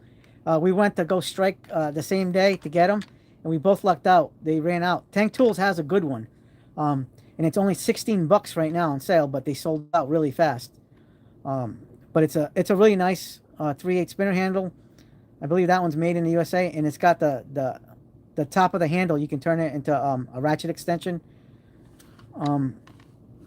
with the female part on the top of the handle, and so it really is awesome. But so I think I'm gonna get the Mac Tools version. I might just get that whole set, because that was like a really nice set. Yeah, I want to pay up my ass, but I mean, it is what it is. Going into that, let's see, what time is it? It's only 10:13. Guys, we'll do this for another 15 more minutes. But it's been interesting, to say the least. At least I think everything worked itself out with the internet service. We started off a little glitchy, the screen wasn't too good, but better than last week. At least we don't have to deal with last week's where we got cut off. But yeah, these are a nice little set, guys. If you guys are into getting some eTorx bits and some 5/16 bits, get this set. Get the Vim bit holder, or get yourself a 3/8 spinner, or just put it on a ratchet with the 3/8 extension. I mean, you can do that too. But I'd rather just get a spinner handle, because they got, and it's locking. Yes, the Mac Tools has the locking bit. That's what makes it better. Yeah, the warranty ease is unsurpassed. Yep. I just like I said, guys, I am more on flex ratchets than I am with standard ratchets. I do have standard ratchets. I just rather use flex heads, to be honest, because you can just get them into more areas. It's just easier. I mean, I have them in the shop. I'll use them once in a blue moon, but they're just gonna sit and collect a little bit of dust. But I don't care. I still have them. And I don't know if I'll be getting the G2s or Snap-ons or Mac Tools standard ratchets. I think I'm just a flex head geek. I would like to see Mac Tools come out with the locking flex heads again, because uh, they discontinued the Mac Tools um, locking flex heads, and they shouldn't have done that. The locking flex head mechanism on the Mac Tools was awesome. I really enjoy those Mac Tools, the locking flex heads, because they use the same system as the Icon G2s, which is pretty darn good. Very enjoyable. But as far as everything's concerned, you know, I think I am gonna get that set from the Mac Tools truck. Now that I think about it, and I know Clint Clint kind of pushed me into it. Oh boy, because right before we started the thing, I was telling him about it, and I sent them pictures on from my phone of the those flex heads, and I'm like, yeah, I gotta get it. At this point in time, I'm just gonna get it because they have an 18-inch spinner handle in the set, so it just makes more sense. My G2 3/8 locking flex long handle comfort grip is my favorite. Yeah, that one's nice, really nice. Those, you can't go wrong with those. I mean, I have a shorts video when I was pulling out. I have the 1/2 inch flex head too of the G2s, and I was pulling out lug nuts with that 1/2 inch. That thing was a monster. That thing is friggin' awesome. That is a very nice ratchet. Like they really they knocked it out of the park. I know there's people that complain about the G2s. I have nothing bad to say about the G2 stuff. The G2 stuff is the real deal. I'm a fan. Yes, I buy Snap-on. Yes, I buy Mac Tools. Yes, I buy stuff off the tool truck. But you know what? I also buy a lot from Harbor Freight. I actually buy from Harbor Freight more than I do the tool trucks because the tool trucks are expensive. And you know what? I'm saving money. Yeah, I spend a lot of money on tools, but I save money. I save the do re mi thanks to the Harbor Freight, and I think the Harbor Freight really has come so long in the last 7 or 8 years. Harbor Freight has done an amazing job as far as like being able to put out quality products. Ever since they came out with the Bauer lines, the Hercules lines, the Icon lines, the Quinn lines. I mean, the Quinn is just rebranded gear wrench, and those ratchets are awesome. I absolutely love those ratchets. Those I even like the Gen 1 Icons. I got nothing really bad to say about them. I know when they first came out, they had that defective whatever, but I still like them. I got the replacement ones at Harbor Freight when they were finally released to the public, and they've been really good workhorses. You know, I even like the Pittsburgh ratchets. Those ratchets are smooth. They have very low back drag. If you guys are sleeping on the Pittsburgh stuff, those ratchets are awesome, and I have those in my truck loadout. You guys saw me put those in there. I showed those on the live stream before. Those ratchets, you can be proud to be using those Pittsburgh. And you know what the best part is? If you break it, free warranties, guys. Just go to Harbor Freight, get the new ratchets, just warranty it. Lifetime warranty. You can't go wrong with that. I don't care. That's where the money's at, guys. That's where the money's at. We work hard for our money. We do. We kill ourselves. Why can't we treat ourselves? You know. Yep, Sizzle Neck. That's on my list. I'm gonna get something at Harbor Freight, and I want the 10mm sockets. That's like number one. I want the sockets more than whatever I'm gonna buy. I love it. I absolutely love it. Love it. Love it. Love it. I want those 10mm. Kind of bad because they seem they're good quality sockets. They're really good. I'm starting to put all this stuff away now. Where did I put this? Did I have it over here? Where did I have it over here? I don't remember where I had this. Where did I have this? Oh, I know where I had it. I had it in the purple monster. The purple monster had it. I gotta put these diagonal cutters away. That way, at least it ain't gonna be that much of a mess to clean as I go along. Are any of you guys going to Harbor Freight this weekend to get your free items? Um, I might also get the free titanium step bits. What are you guys gonna get if you guys go to Harbor Freight this weekend?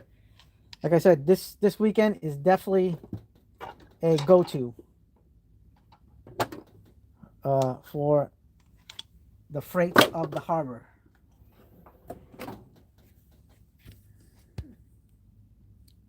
Dan says, I just got the Air 90-degree die grinder from Harbor Freight, Chief brand, I think. Dude, that's awesome. The die grinder.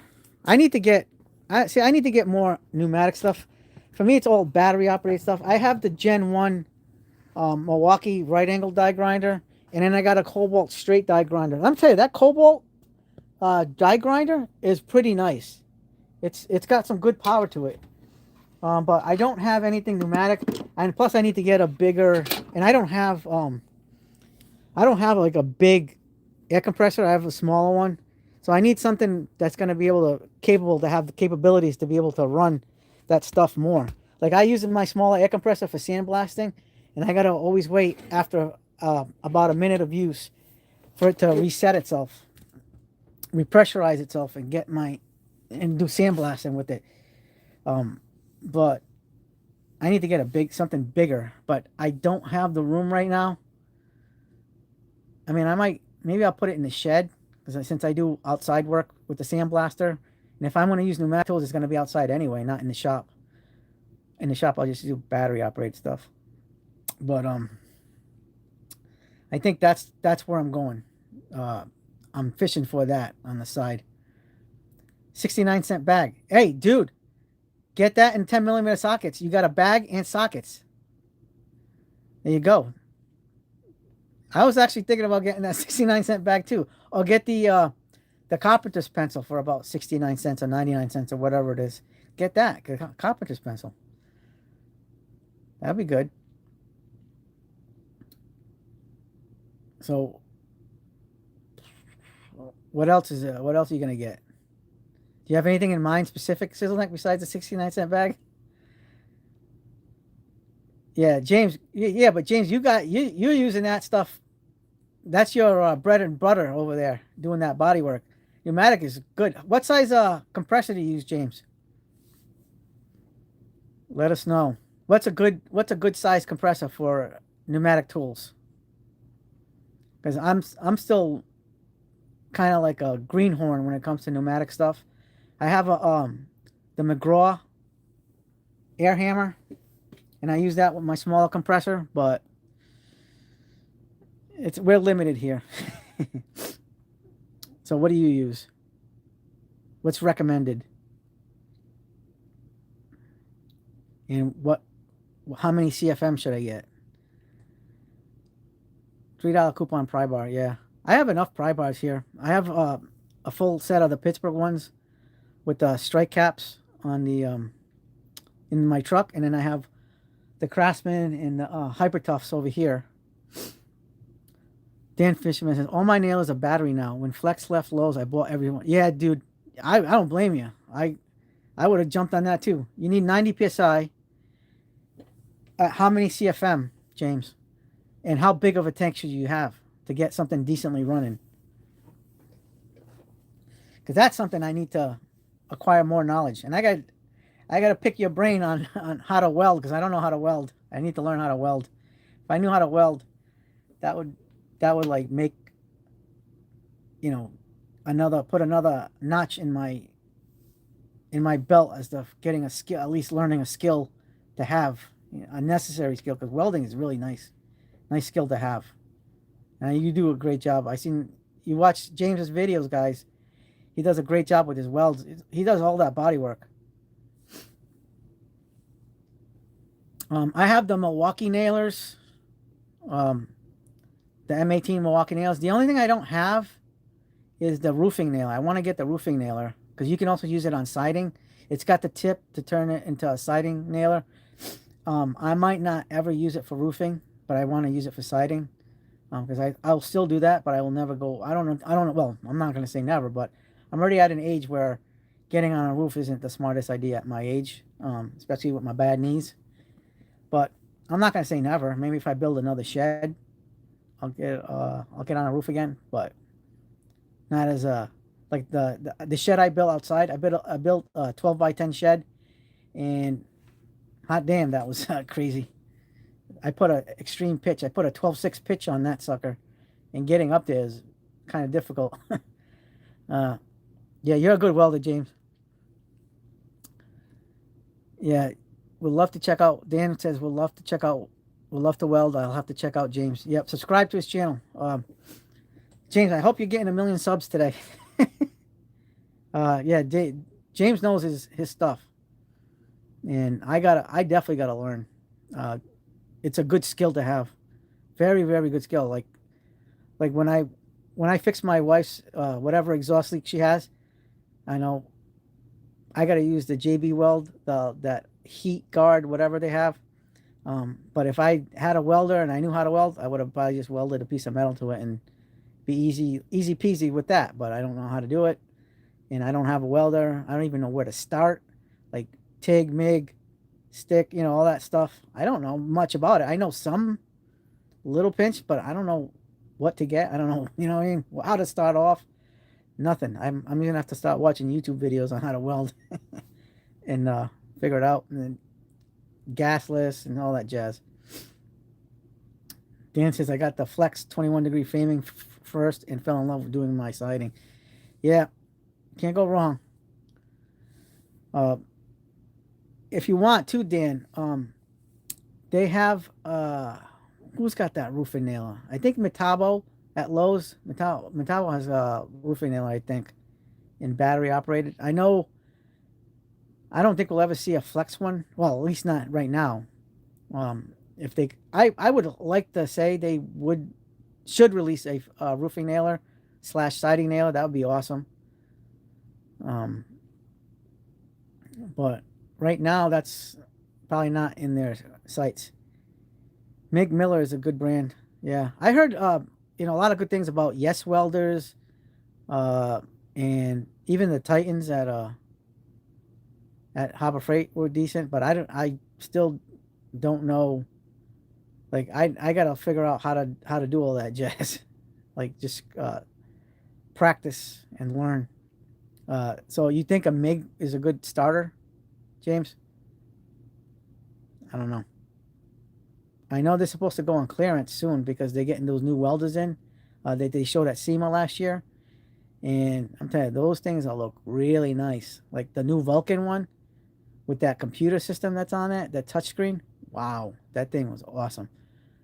Start off with the 110. Yeah, I don't want to get anything with like 240s. I don't think I don't.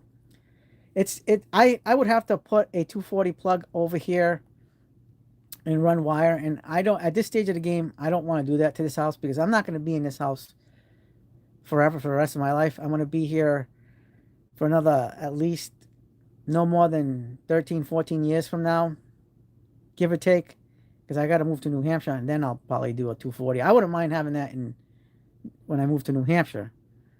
Dan says I have some metal HPT tools, but no nailers. That's kind of what they're known for. Yeah. So I think I'm kind of stuck to the a 110 volt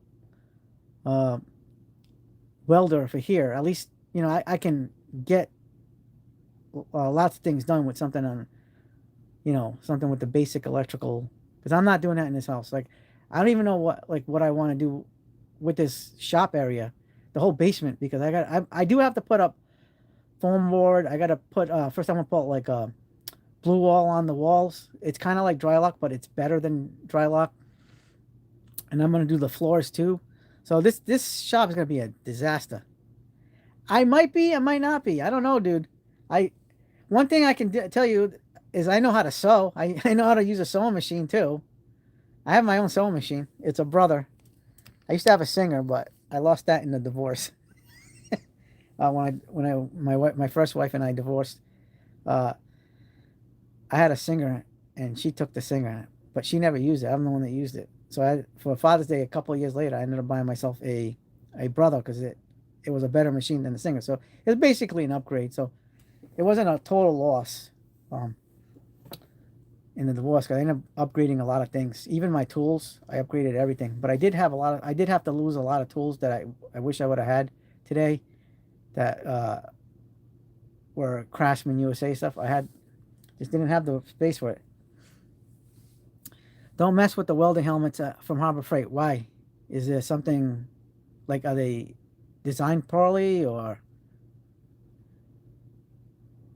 Dan says just basic steel welding? I know it gets complicated with stainless and aluminum. Yeah, but can't you just use a raising rod for the aluminum, Dan? Uh, I don't know. I know aluminum's tough. I heard aluminum can be tough.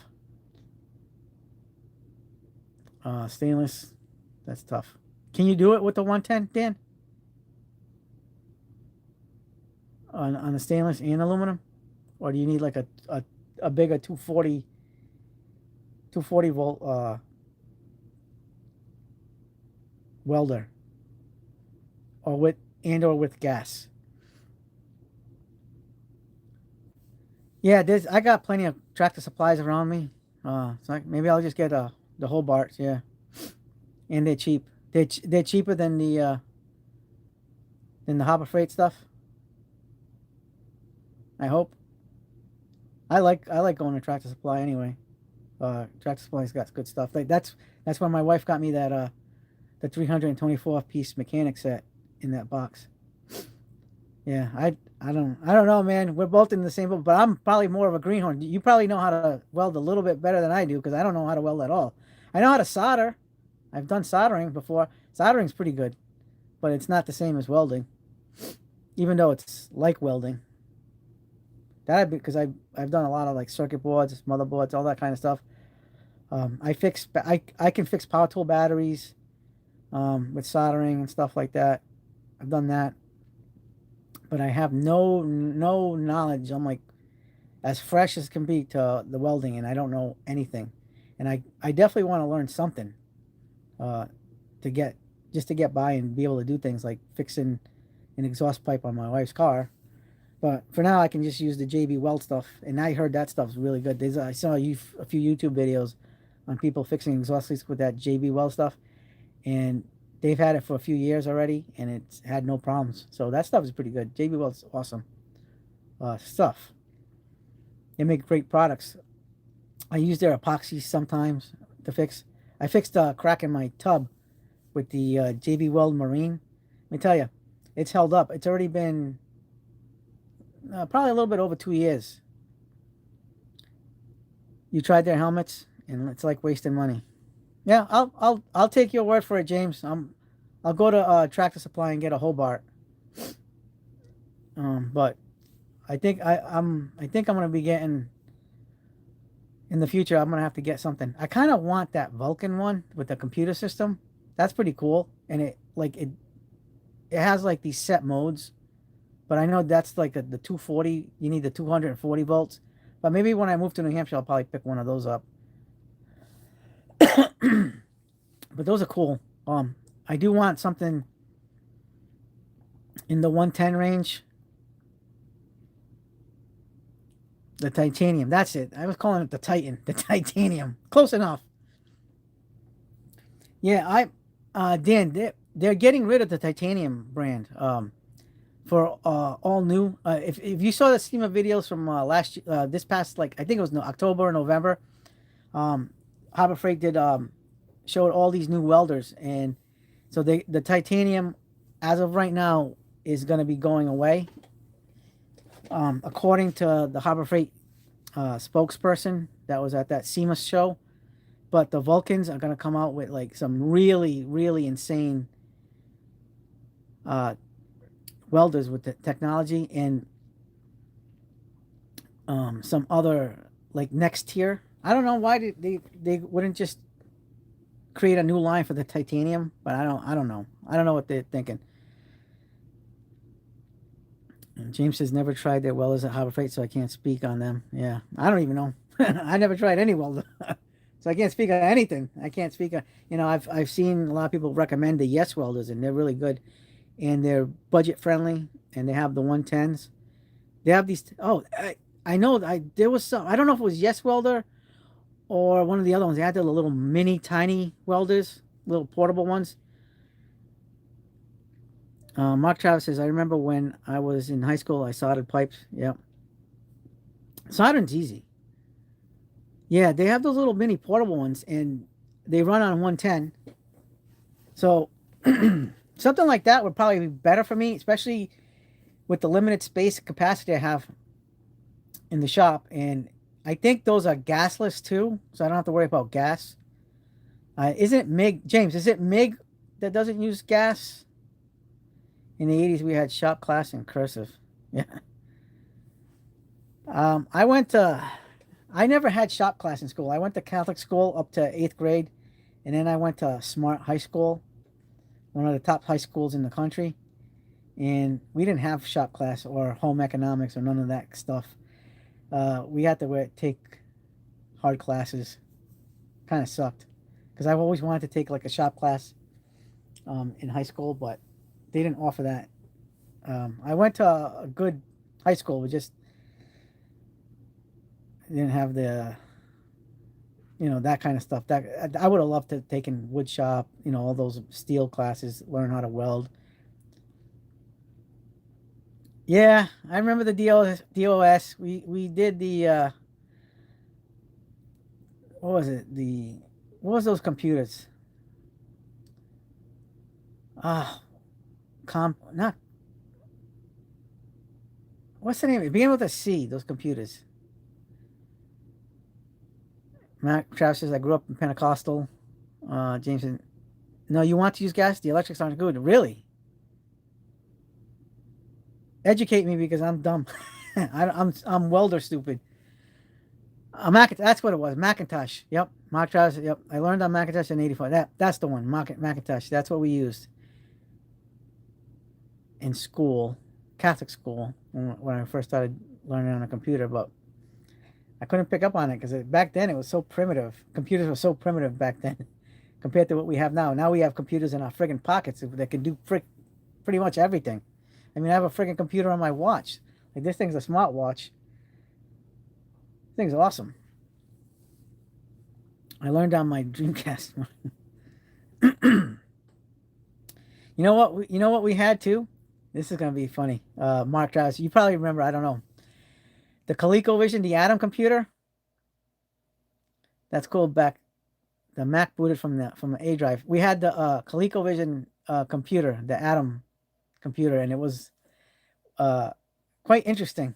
I didn't know how to use it. I was just a dumb city boy trying to, oh, look at this looks awesome, but I don't know how to use it. So at school we learned on the Macintosh. But does anybody remember the ColecoVision Atom computer? Yeah, I remember Coleco. We had the ColecoVision and the Atom computer. That you can play ColecoVision on with the white controllers. Hi, Mark Travis. Yep. And the Atari. We didn't have the Atari, but we had the Coleco. We would play Atari at my friend's house, and we would play Frogger. Floppy disks weren't so floppy. Yeah, that was about as hard drive as we got. Oh man, that brings back memory. Oh yeah, we also had the Commodores at school. Yes, that was the other one with the C. Okay. Yep. Thanks for reminding me. Man, my old brain doesn't work like it used to. Mark Travis, I'm 51. How old are you? So definitely a lot of history. Heck, I remember in the late 70s, we played Pong. Remember the Pong? With the little black controllers with the little knobs, the twist knobs. Oh, yeah. So you definitely remember Pong. I was around. James says, I still have the older game system. I have a big collection. Yeah. Mark Travis says, I was born in Detroit, April 1965. I was born in 74. 1974. So I got the knee problems. Dylan Brantley, can my brother Jack get a shout out? He's sick and loves your content. Jack,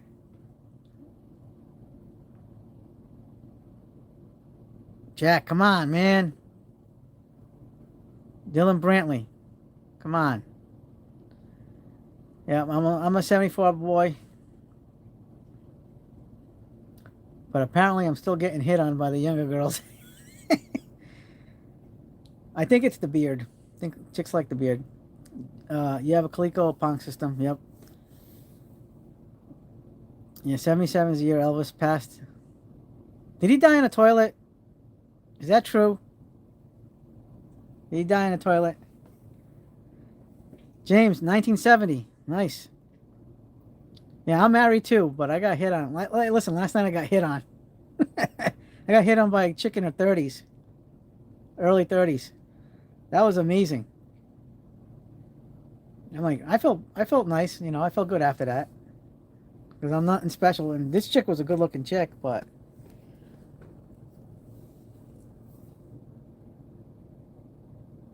yeah, I'm married. Listen, my wife was waiting in the car, waiting for me. We getting a takeout from the restaurant, from the Irish restaurant there.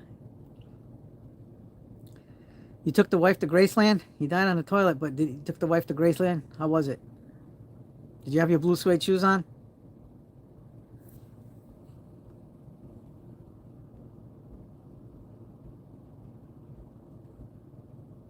Oh, boy. Dan says, I was born the month after Elvis died. I wonder if I was potty trained when Elvis died. Mark says, I had a Johnny Cash t-shirt.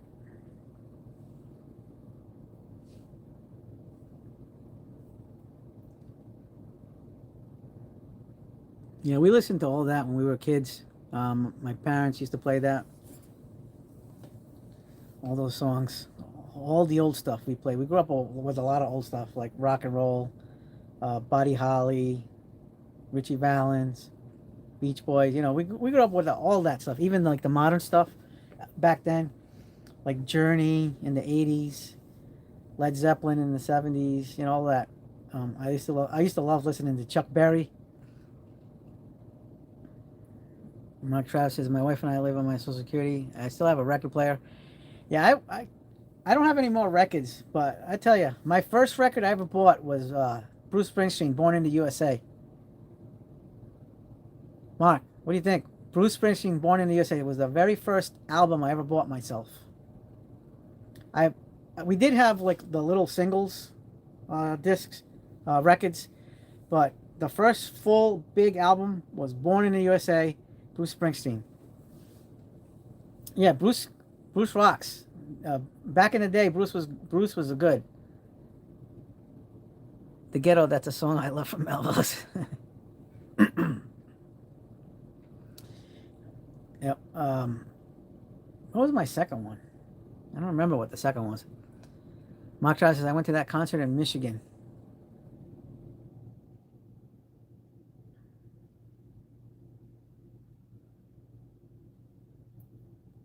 $45s.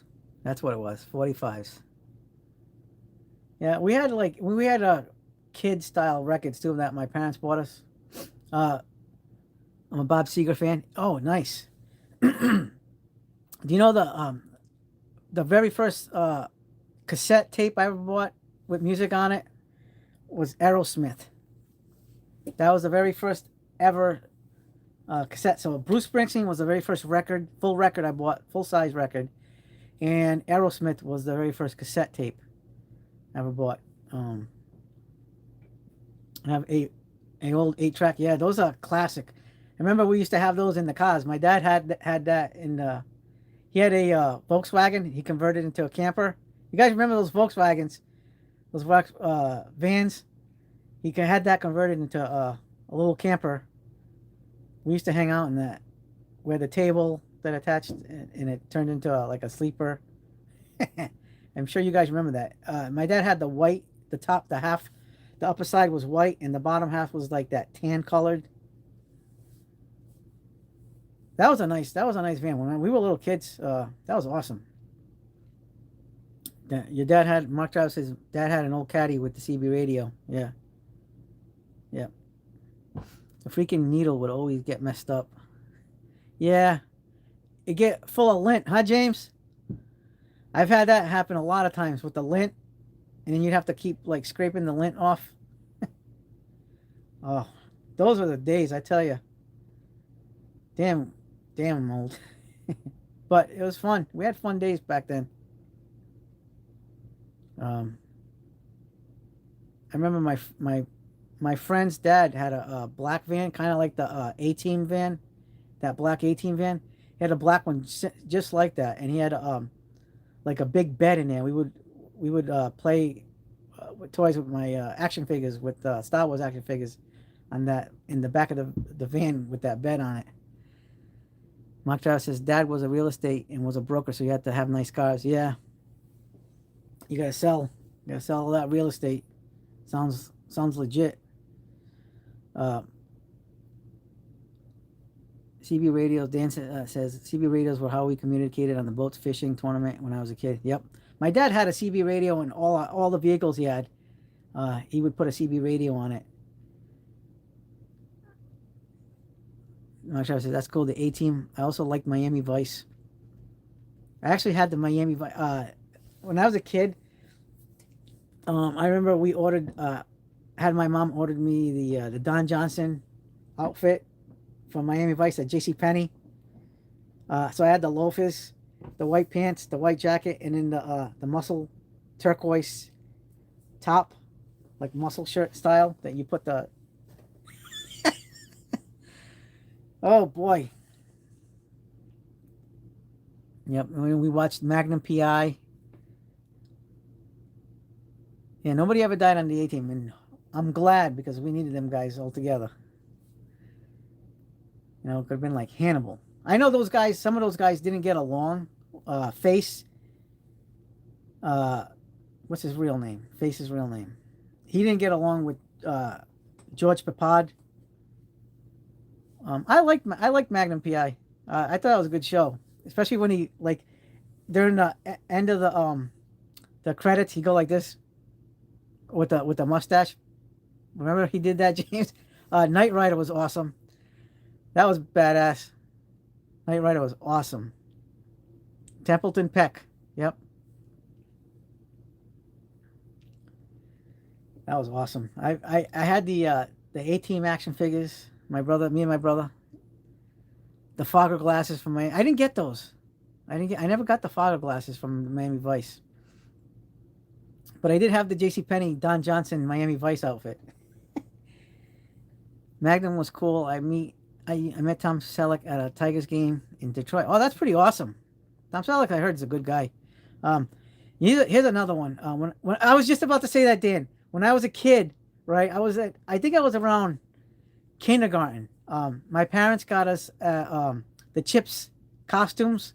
So we had the actual, like the Chips Highway Patrol costumes, and I would carry like a little toy gun, a badge, and we had the tan costumes with the boots and everything.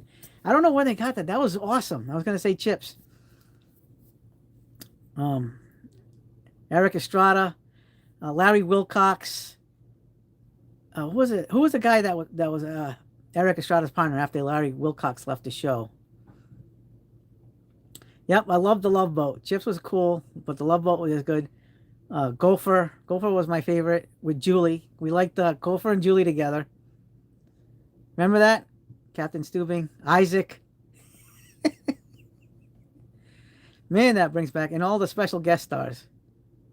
They had a lot of star power on those special guest stars on the Love Boat. Man, I had a crush on Julie on the Love Boat.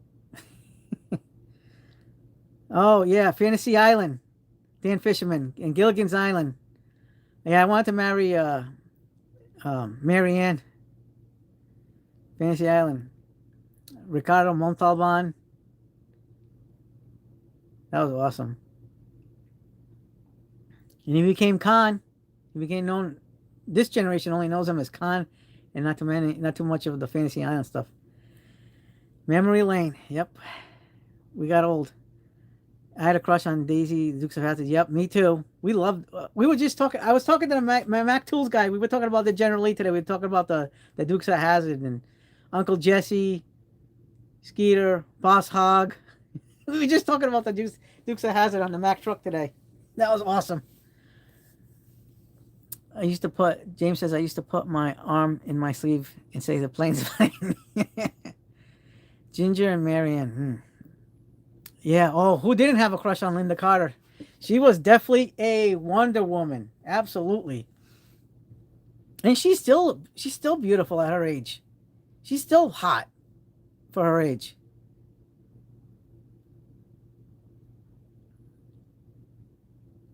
Dan says not or. Well, John Snyder lives in Tennessee. He does? And Tom Wopat, where does he live? He's got to be living not too far from Tennessee too, huh? Tom, or is he still in California? John Snyder and Tom Wopat. Holy crap, we're old. We know these guys. Oh, we love those shows. God, do we love those shows. There's a Cooter's Garage in Nashville. Really? Remember, see, get. In the heat of the night, Bubba. Bubba was a good guy. I liked his character. Um, Archie Bunker. Yep, he was the main man. Who remembers the TV show MacGyver from 85 to 91? Well, yeah, we love MacGyver. That dude can friggin' make anything, fix anything, make out of anything. Here, I have a pen. Oh, here, I'm gonna build a computer with the pen. Enos and Bog Hog. Yep. Didn't Enos just die recently? I know Boss Hog died a while ago. Um, Man, MacGyver could do it all. Give him a friggin' roll of duct tape or a friggin' electrical tape. Yeah, Archie was cool in the heat of the night. You know what I didn't like about Archie, the Archie show is remember when they did the Archie Bunker's place? When he had the bar, they killed off Edith. I know she didn't want to do it, but they just could have kept her in the background and not killed her character off. I think that was messed up. Because they could have done something with that in the future. Like had like a reunion show or a reunion special, and they could have kept Edith alive instead of having her killed off. And have Meathead, poor guy, got shot by his own kid, Rob Reiner. That sucked. The guy made some good movies though. He was a good filmmaker. Um, Archie Bunker was awesome. That character was like, yeah. And then you got the spin off the Jeffersons from All in the Family. Hey, good night, James. It was nice catching up with you guys. Hey, give me more welding advice. I don't know, Coates. Milwaukee. I mean, I can see it. I mean, they came out with high outputs, and high outputs have been out for a while on the platform. So I could see a tablet cell version, or maybe like a mini pouch cell version on the Milwaukee M12 platform. I could see it. Mark Travis says the Honeymooners. Yep. Jackie Gleason and Art Carney. I don't know how to weld, Mark Travis. These other guys are gonna have to. They're gonna have to teach me. M12 Gen 2 Surge would be cool. I would like to see a Gen 2 Surge. I want to see it in that same style that the new Gen Surge is. Because that's pretty nice. I don't like the style of the Gen Surge, the first gen. I have the first gen of the M12. I'm never gonna get the M18 version of the Gen 1, but the Gen 2 looks pretty good. I like that style, and it's more compact than the regular impact driver. One Atom 12, yup. I like that show. Yeah, that'd be awesome. I appreciate that, James. Later. Bye, James. Till next time. Um, Yeah, we got a lot of stuff going down memory lane. When Adam 12, that was a good show. Emergency, yep. I actually, you can still catch Emergency here and there on one of these like HD channels, digital HD channels. They show When Adam 12, once in a blue moon, and Emergency, the Money Tunes.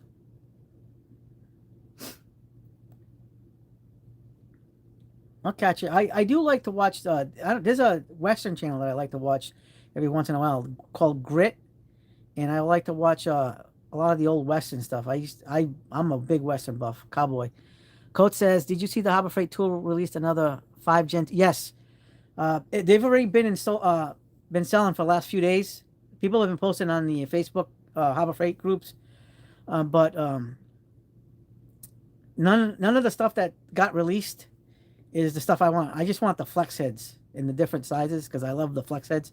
Shadow says Starkey and Hutch. Absolutely, absolutely, man. That's a great show. Saturday morning Looney Tunes. Yep.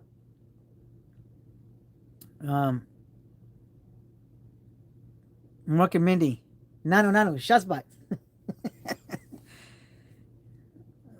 I used to love Robin Williams. He's a funny bastard. That guy. Pam Dauber. And then there's Different Strokes. Gran Torino. Memory Lane.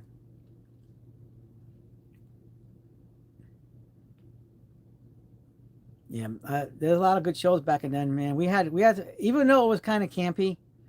Even like Batman was campy. Uh, they were still good for that time. Now you got the best special effects. You get all that stuff. That was pretty cool. Even Spider-Man in the '70s with Mike Hammond or Mark Hammond or something like that. The original live action Spider-Man in the late '70s. That was funny. The special effects of those were absolutely hilarious. No, Nicholas Hammond. That's what it was. Nicholas Hammond. Still cool. Growing up to those shows. Yep. We were lucky. We had some good stuff. I mean, I do like a lot of the modern stuff now because of the special effects and it's just like legit, and the storylines are pretty good. Because I am a comic book nerd, so it's all good, all good stuff.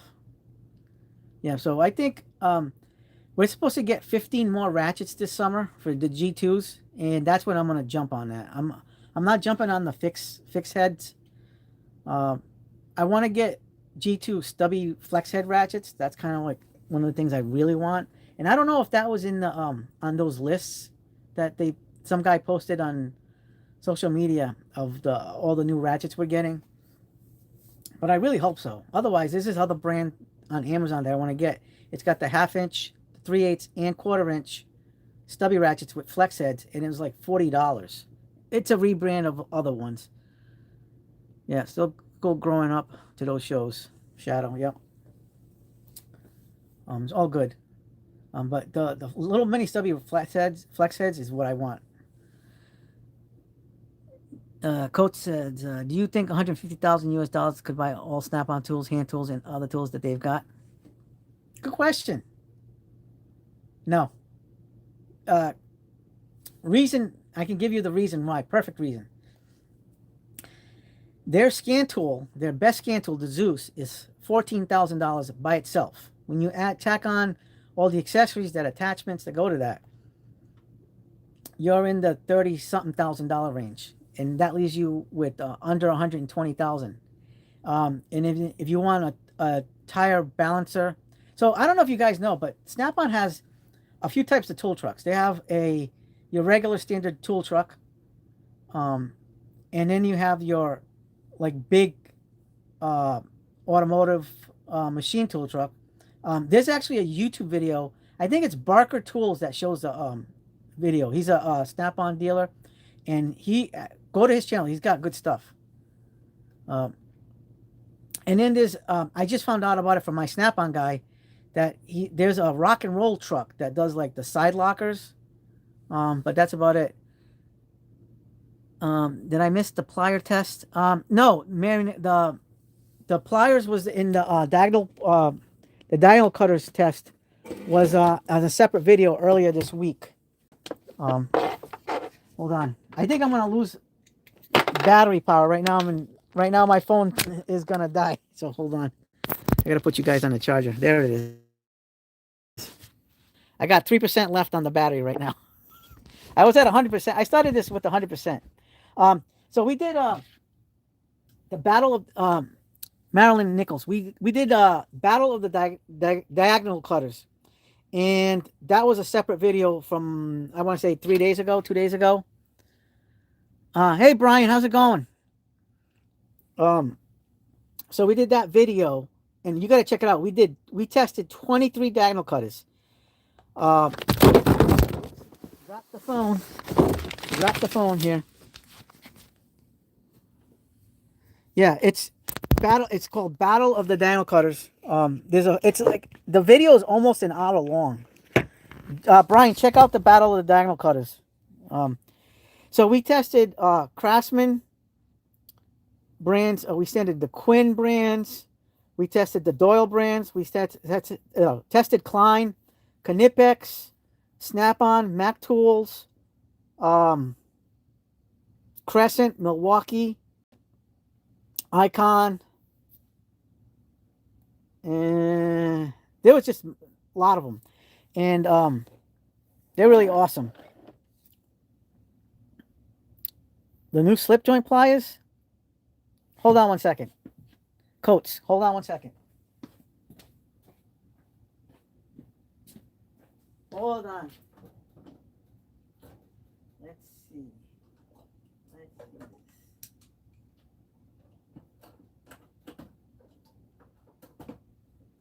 Oh, we're gonna find it. Are you talking about this one? Coats? Dan Efficient, like my clients. I need the angle version. I do have the glow handle. So the for some reason, like in that test stand, the angle head actually beat out the regular journeymans. Not by much, by very, very little, by slim margin. But they and the journeyman 2000 versions of the are the best ones that technically that Klein makes on paper, because they're the blades are cut, the cutters are like forged with the strongest things, but for some reason the angle heads cut better. I don't understand that. Yep, I got a video on this, Coats. We got the video on this. Watch it. It's we got a it's pretty awesome. These are really nice. They're very well made. Mark Charles says I got a big Swiss Army knife with needle nose pliers. That's pretty cool. That's a good multi tool.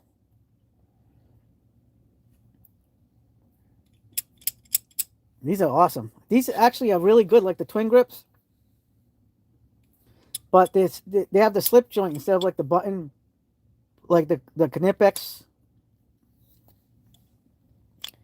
Yeah, D2000 harder steel. Yeah, I don't understand how the angle. I think maybe it has something to do with the ergonomics and the physics of the angle heads, because those ended up cutting better than a lot of the standard ones. No, Coats. These are made in South Korea. But the forging is absolutely amazing on this. This is very high quality. They did a great job with this. Mark Charles says I kept a lot of stuff from the 80s. Yep, I miss Sears. Well, that's the thing that sucks. Sears was awesome, but at least we have Harbor Freight now that kind of took the place of Sears. Yeah, not everything's made in the USA. A lot of stuff's Taiwanese, Chinese, but a lot of that stuff's good quality. They've done a good job, but we'll never have a Sears again. Kmart too, yep. Especially when they got the Craftsman line. But they really tore it up. Yeah, the quality on this Coats, these are definitely quality. They're very well forged. The forging is awesome. I will say that not going to be as good as the Knipex, but it's close. The icons are very good too. I would say the icons are more in line with the Knipex, but the forging on this is absolutely phenomenal. It just gives you another option. Mel Nichols says, Sears was. I got a lot of deals when they went out of business. Yeah.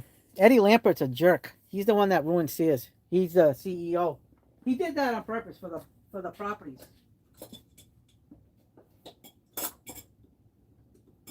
For him, Eddie Lampert, Sears was a real estate grab. That's what it was. That's where the money was. Mark Travis says, I have an aunt that got a pension from Sears as an accountant.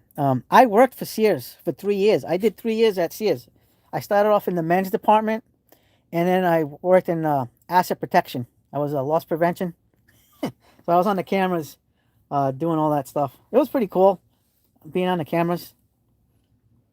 But we'll never have another Sears again. I mean, it's kind of sad that that's what happened. Eddie Lampert ruined the business. Mark Travis says, my granddad was a coal miner in Kentucky. Yeah. Did he get any health issues from that? Because I know a lot of coal miners had health issues, like lung problems and stuff.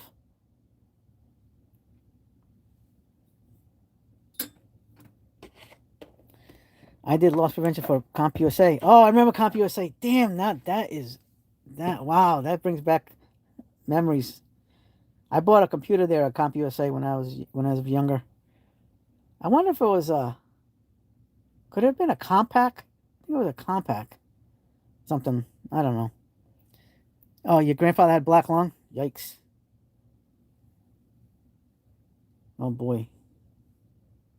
That sucks, Mark. Yeah. Oh, right now, my dad just got diagnosed with dementia. So I've been having to see him, talk to him, see how he's doing. Just not the same.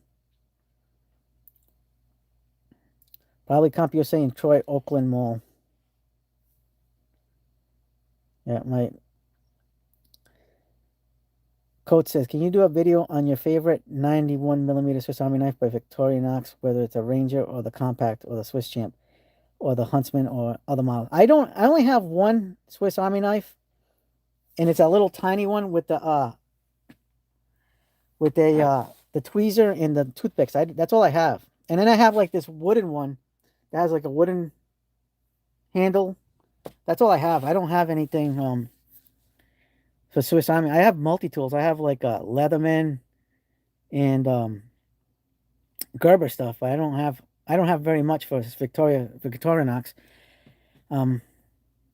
Actually, I might have another one. I think my dad gave me one, but I don't even know where that is. That might be in my attic, actually. I don't have any of that. I'm more on the Leatherman style. Dan says Kmart is where I bought my first CD player. I had a paper route and bought myself $250 way back. Wow. Yeah, granddad had diabetes and died in 81. Yep. I have diabetes now. My dad has diabetes, but the dementia's getting him right now. Coach says I've got the Swiss Champ, and it's the best one in my opinion. It's got a ballpoint pen. Yeah, I actually saw something with the ballpoint pen. That's awesome. I was looking at something like that a while back ago. I said that looks pretty awesome. That has a pen, ballpoint tweezers, pliers, magnifying glass, nail file, metal saw, woodstock drivers. Nice.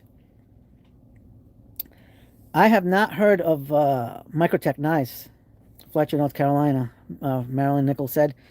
Mark Travis said, I remember my uncles all retired from General Motors. That's pretty awesome. Coach said, in the quality from Switzerland, it's not, yeah. Switzerland makes awesome stuff. The Swedes definitely do. PB Swiss is probably arguably the best screwdriver company in the world with the best bits in the world. Mark says my dad had macular degeneration and he was forced into retirement. Friggin' mines, I tell you, that was bad. It's like the technology that we have today probably would have prolonged them and probably prevented a lot of these health problems for these miners. I know you can still get health problems in today's day and age from coal mining, but my God, that's insane. Yeah, so right now, we're fighting the fight, but like he just got diagnosed the other day with it's been kind of nuts, seeing him, go downhill and not be himself, because he's the one that kind of got me into tools. Him and your dad never did the mining. Oh, I thought he did. Yeah, so my dad You know, him and my grandfather got me into the tool stuff and learning how to do things uh, by watching them and being the flashlight holder or the holder of the tools or whatever, and just watching. I picked up a lot of information and stuff like knowledge watching them, and then I ended up surpassing that stuff as I got older. Granddad moved from Kentucky to Pontiac, Michigan in the 50s. Yeah, thanks, Dan. I mean, that's life, you know? I mean, you can't, it happens. I mean, right now, he's at the hospital, and, you know, it's getting to him. He's not, it's like not normal to see him. Yeah, it's flat.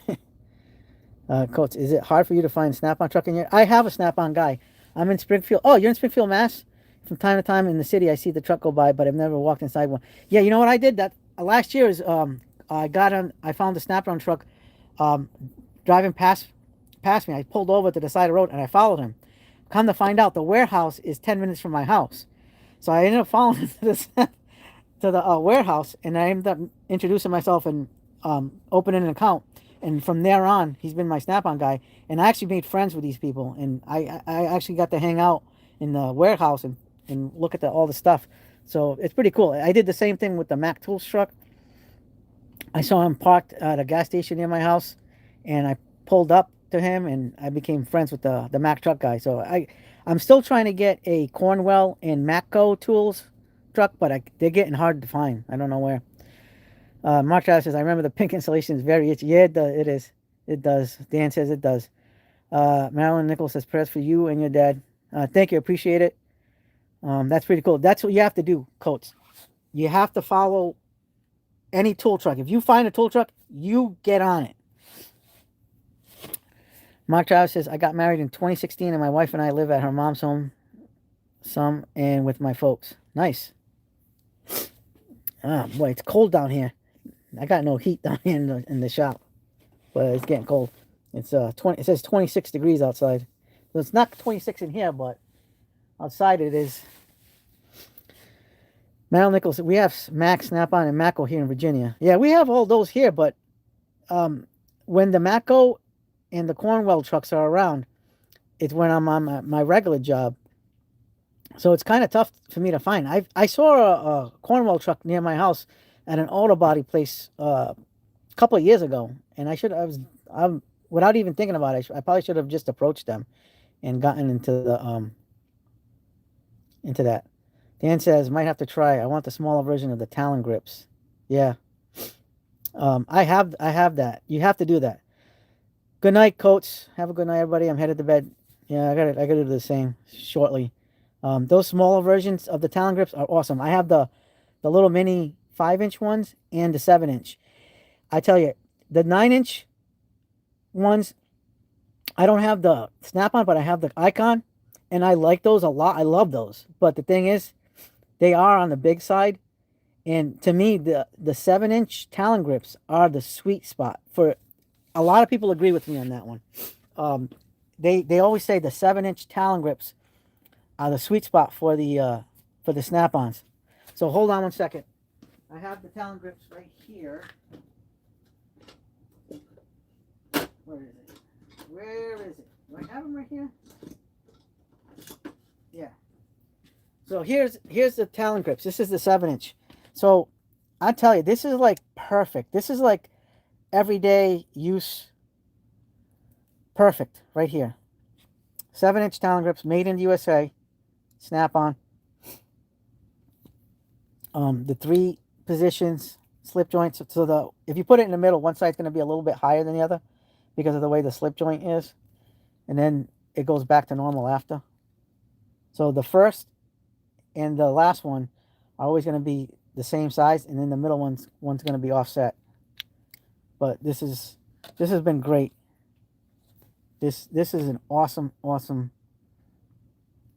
plier. And I mean, for what it is, it's not too bad. I think these were like $58 or something. Not bad. Yeah, Dan, I wanted these in the green handle, but he was only able to get me the red. because that's what he had on a truck. So I said, you know what, I'll take the red.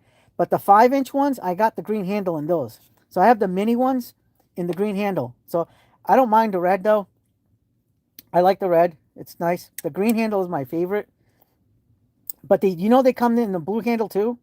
These come in blue. But they're not made anymore in the blue handle. But eBay has them in the blue handle. I may buy the 7-inch in the blue handle. And I think they have the 5-inch in the blue handle too. It's like a navy blue. Really nice. But I definitely wanted these in the green handle, but wasn't able to get them. But this is what, like I said, this is what he had. And you know what? Beggars can't be choosers. I'll take it. It's been awesome. This is definitely one of my most used needle nose style of pliers because of what this can do. I love these. I don't take these outside of the house as far as like off my property because I'm not bringing Snap-on tools to jobs. I bring my cheaper tools for the most part because I don't want to lose it or I don't want it stolen. So I just keep everything as is. So these stay home. My Snap-on ratchets stay home. My Mac tools stay home. I love all those brands, but I can't use them on jobs. Like even my Knipex stuff, I keep at home, and I'll use them at home, but I won't use them out. I'd rather use my Cobalt Craftsman, because it's kind of like that fear I have of either losing or getting it stolen, and that would crush me more than it would crush me if I got like something Cobalt or Craftsman stolen. So I keep these here, and I use them in the shop. I'll use them outside if I'm doing automotive work in my driveway, but no, these aren't going out on my job, my handyman jobs. These are just staying right here. Yeah, I've lost screwdrivers at clients' house, and they said, "Oh, you left your screwdriver here, whatever, blah, or these pliers here, whatever, blah, blah." I do take some Klein stuff, because even though as good as Klein is, they are more affordable for a tool brand, and I love my Klein stuff, but some Klein stuff I will not take. I'll take some things, but I won't take everything because I'm afraid of getting my Klein stuff stolen too. Anything Mac, anything Snap-on, anything Knipex, and some Klein stuff I will not take on a job, for my fear. I'll take Cobalt, Craftsman, some Klein drivers, and I'll take my vessel stuff, a couple of stuff because they're still affordable, but I'm not taking everything. Like the Klein, the Klein ball grip I'll take because they're like 15, 16 bucks. So they're cheap. I can always replace that if something happened. I actually have a second set of the True Grip. It's still in a package. I haven't used that. And I'm telling you guys, the Cobalt stuff is pretty good. The Craftsman stuff's pretty good. You know what I mean? I love my Craftsman and Cobalt. They work good on my jobs. I also bring my Harbor Freight stuff, my Doyles, my Quins. If I bring insulated I have my Klein insulated screwdrivers and pliers sets, but I won't bring the expensive stuff. I bring the Quinn, because the Quinn makes an insulated plier set. It's got the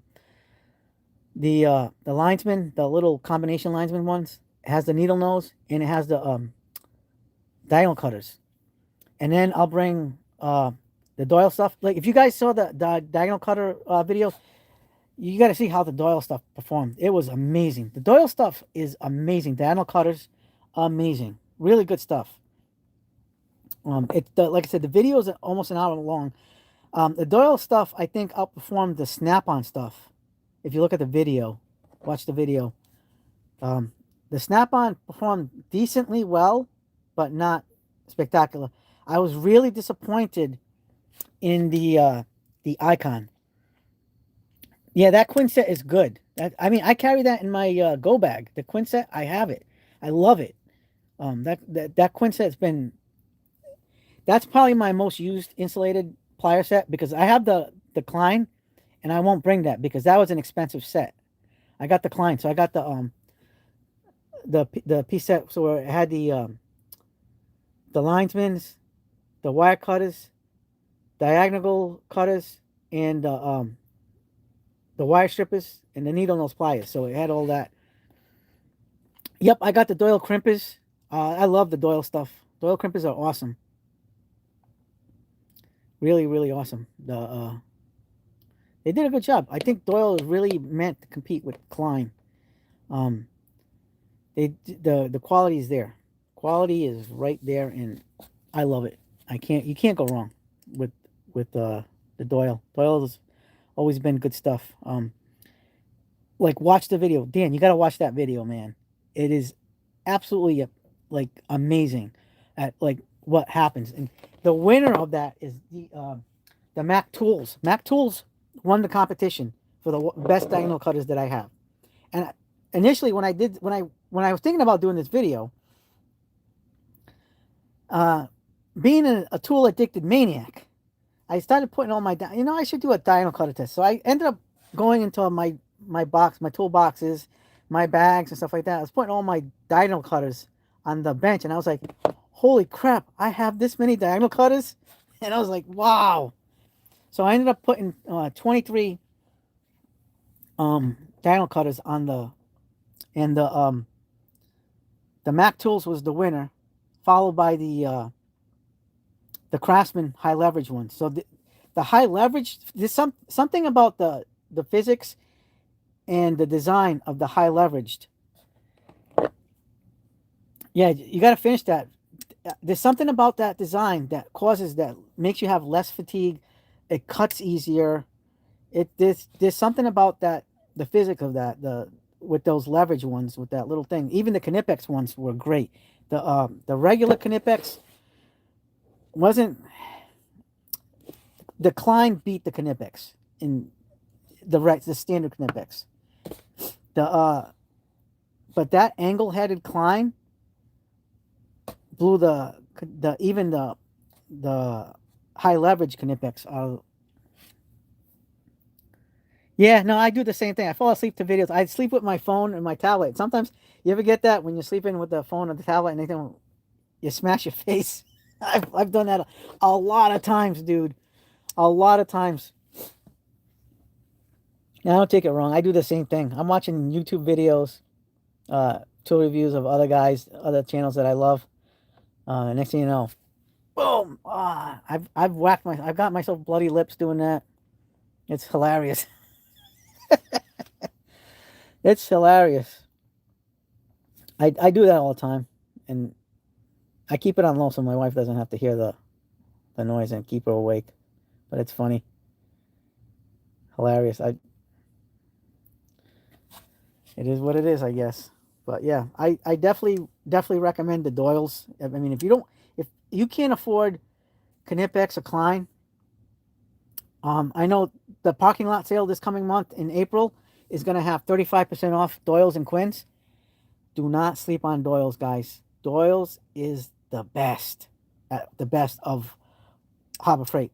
The Icons cannot cut like the Doyles can.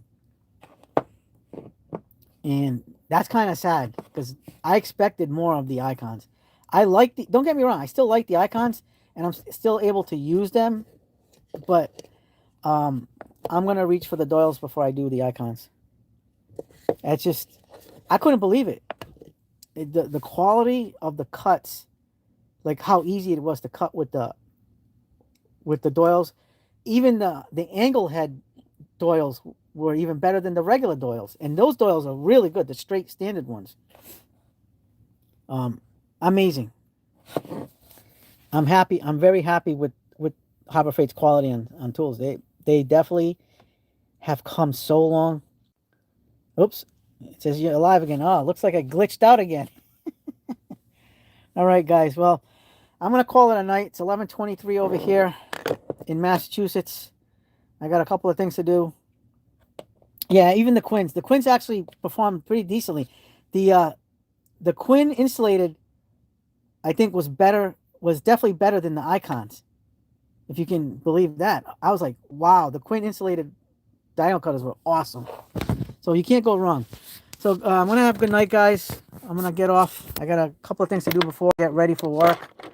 And we're going to see you guys next week, most likely at the 7:35 p.m. Start time like we did we did 7:30 today, 7:35 next week.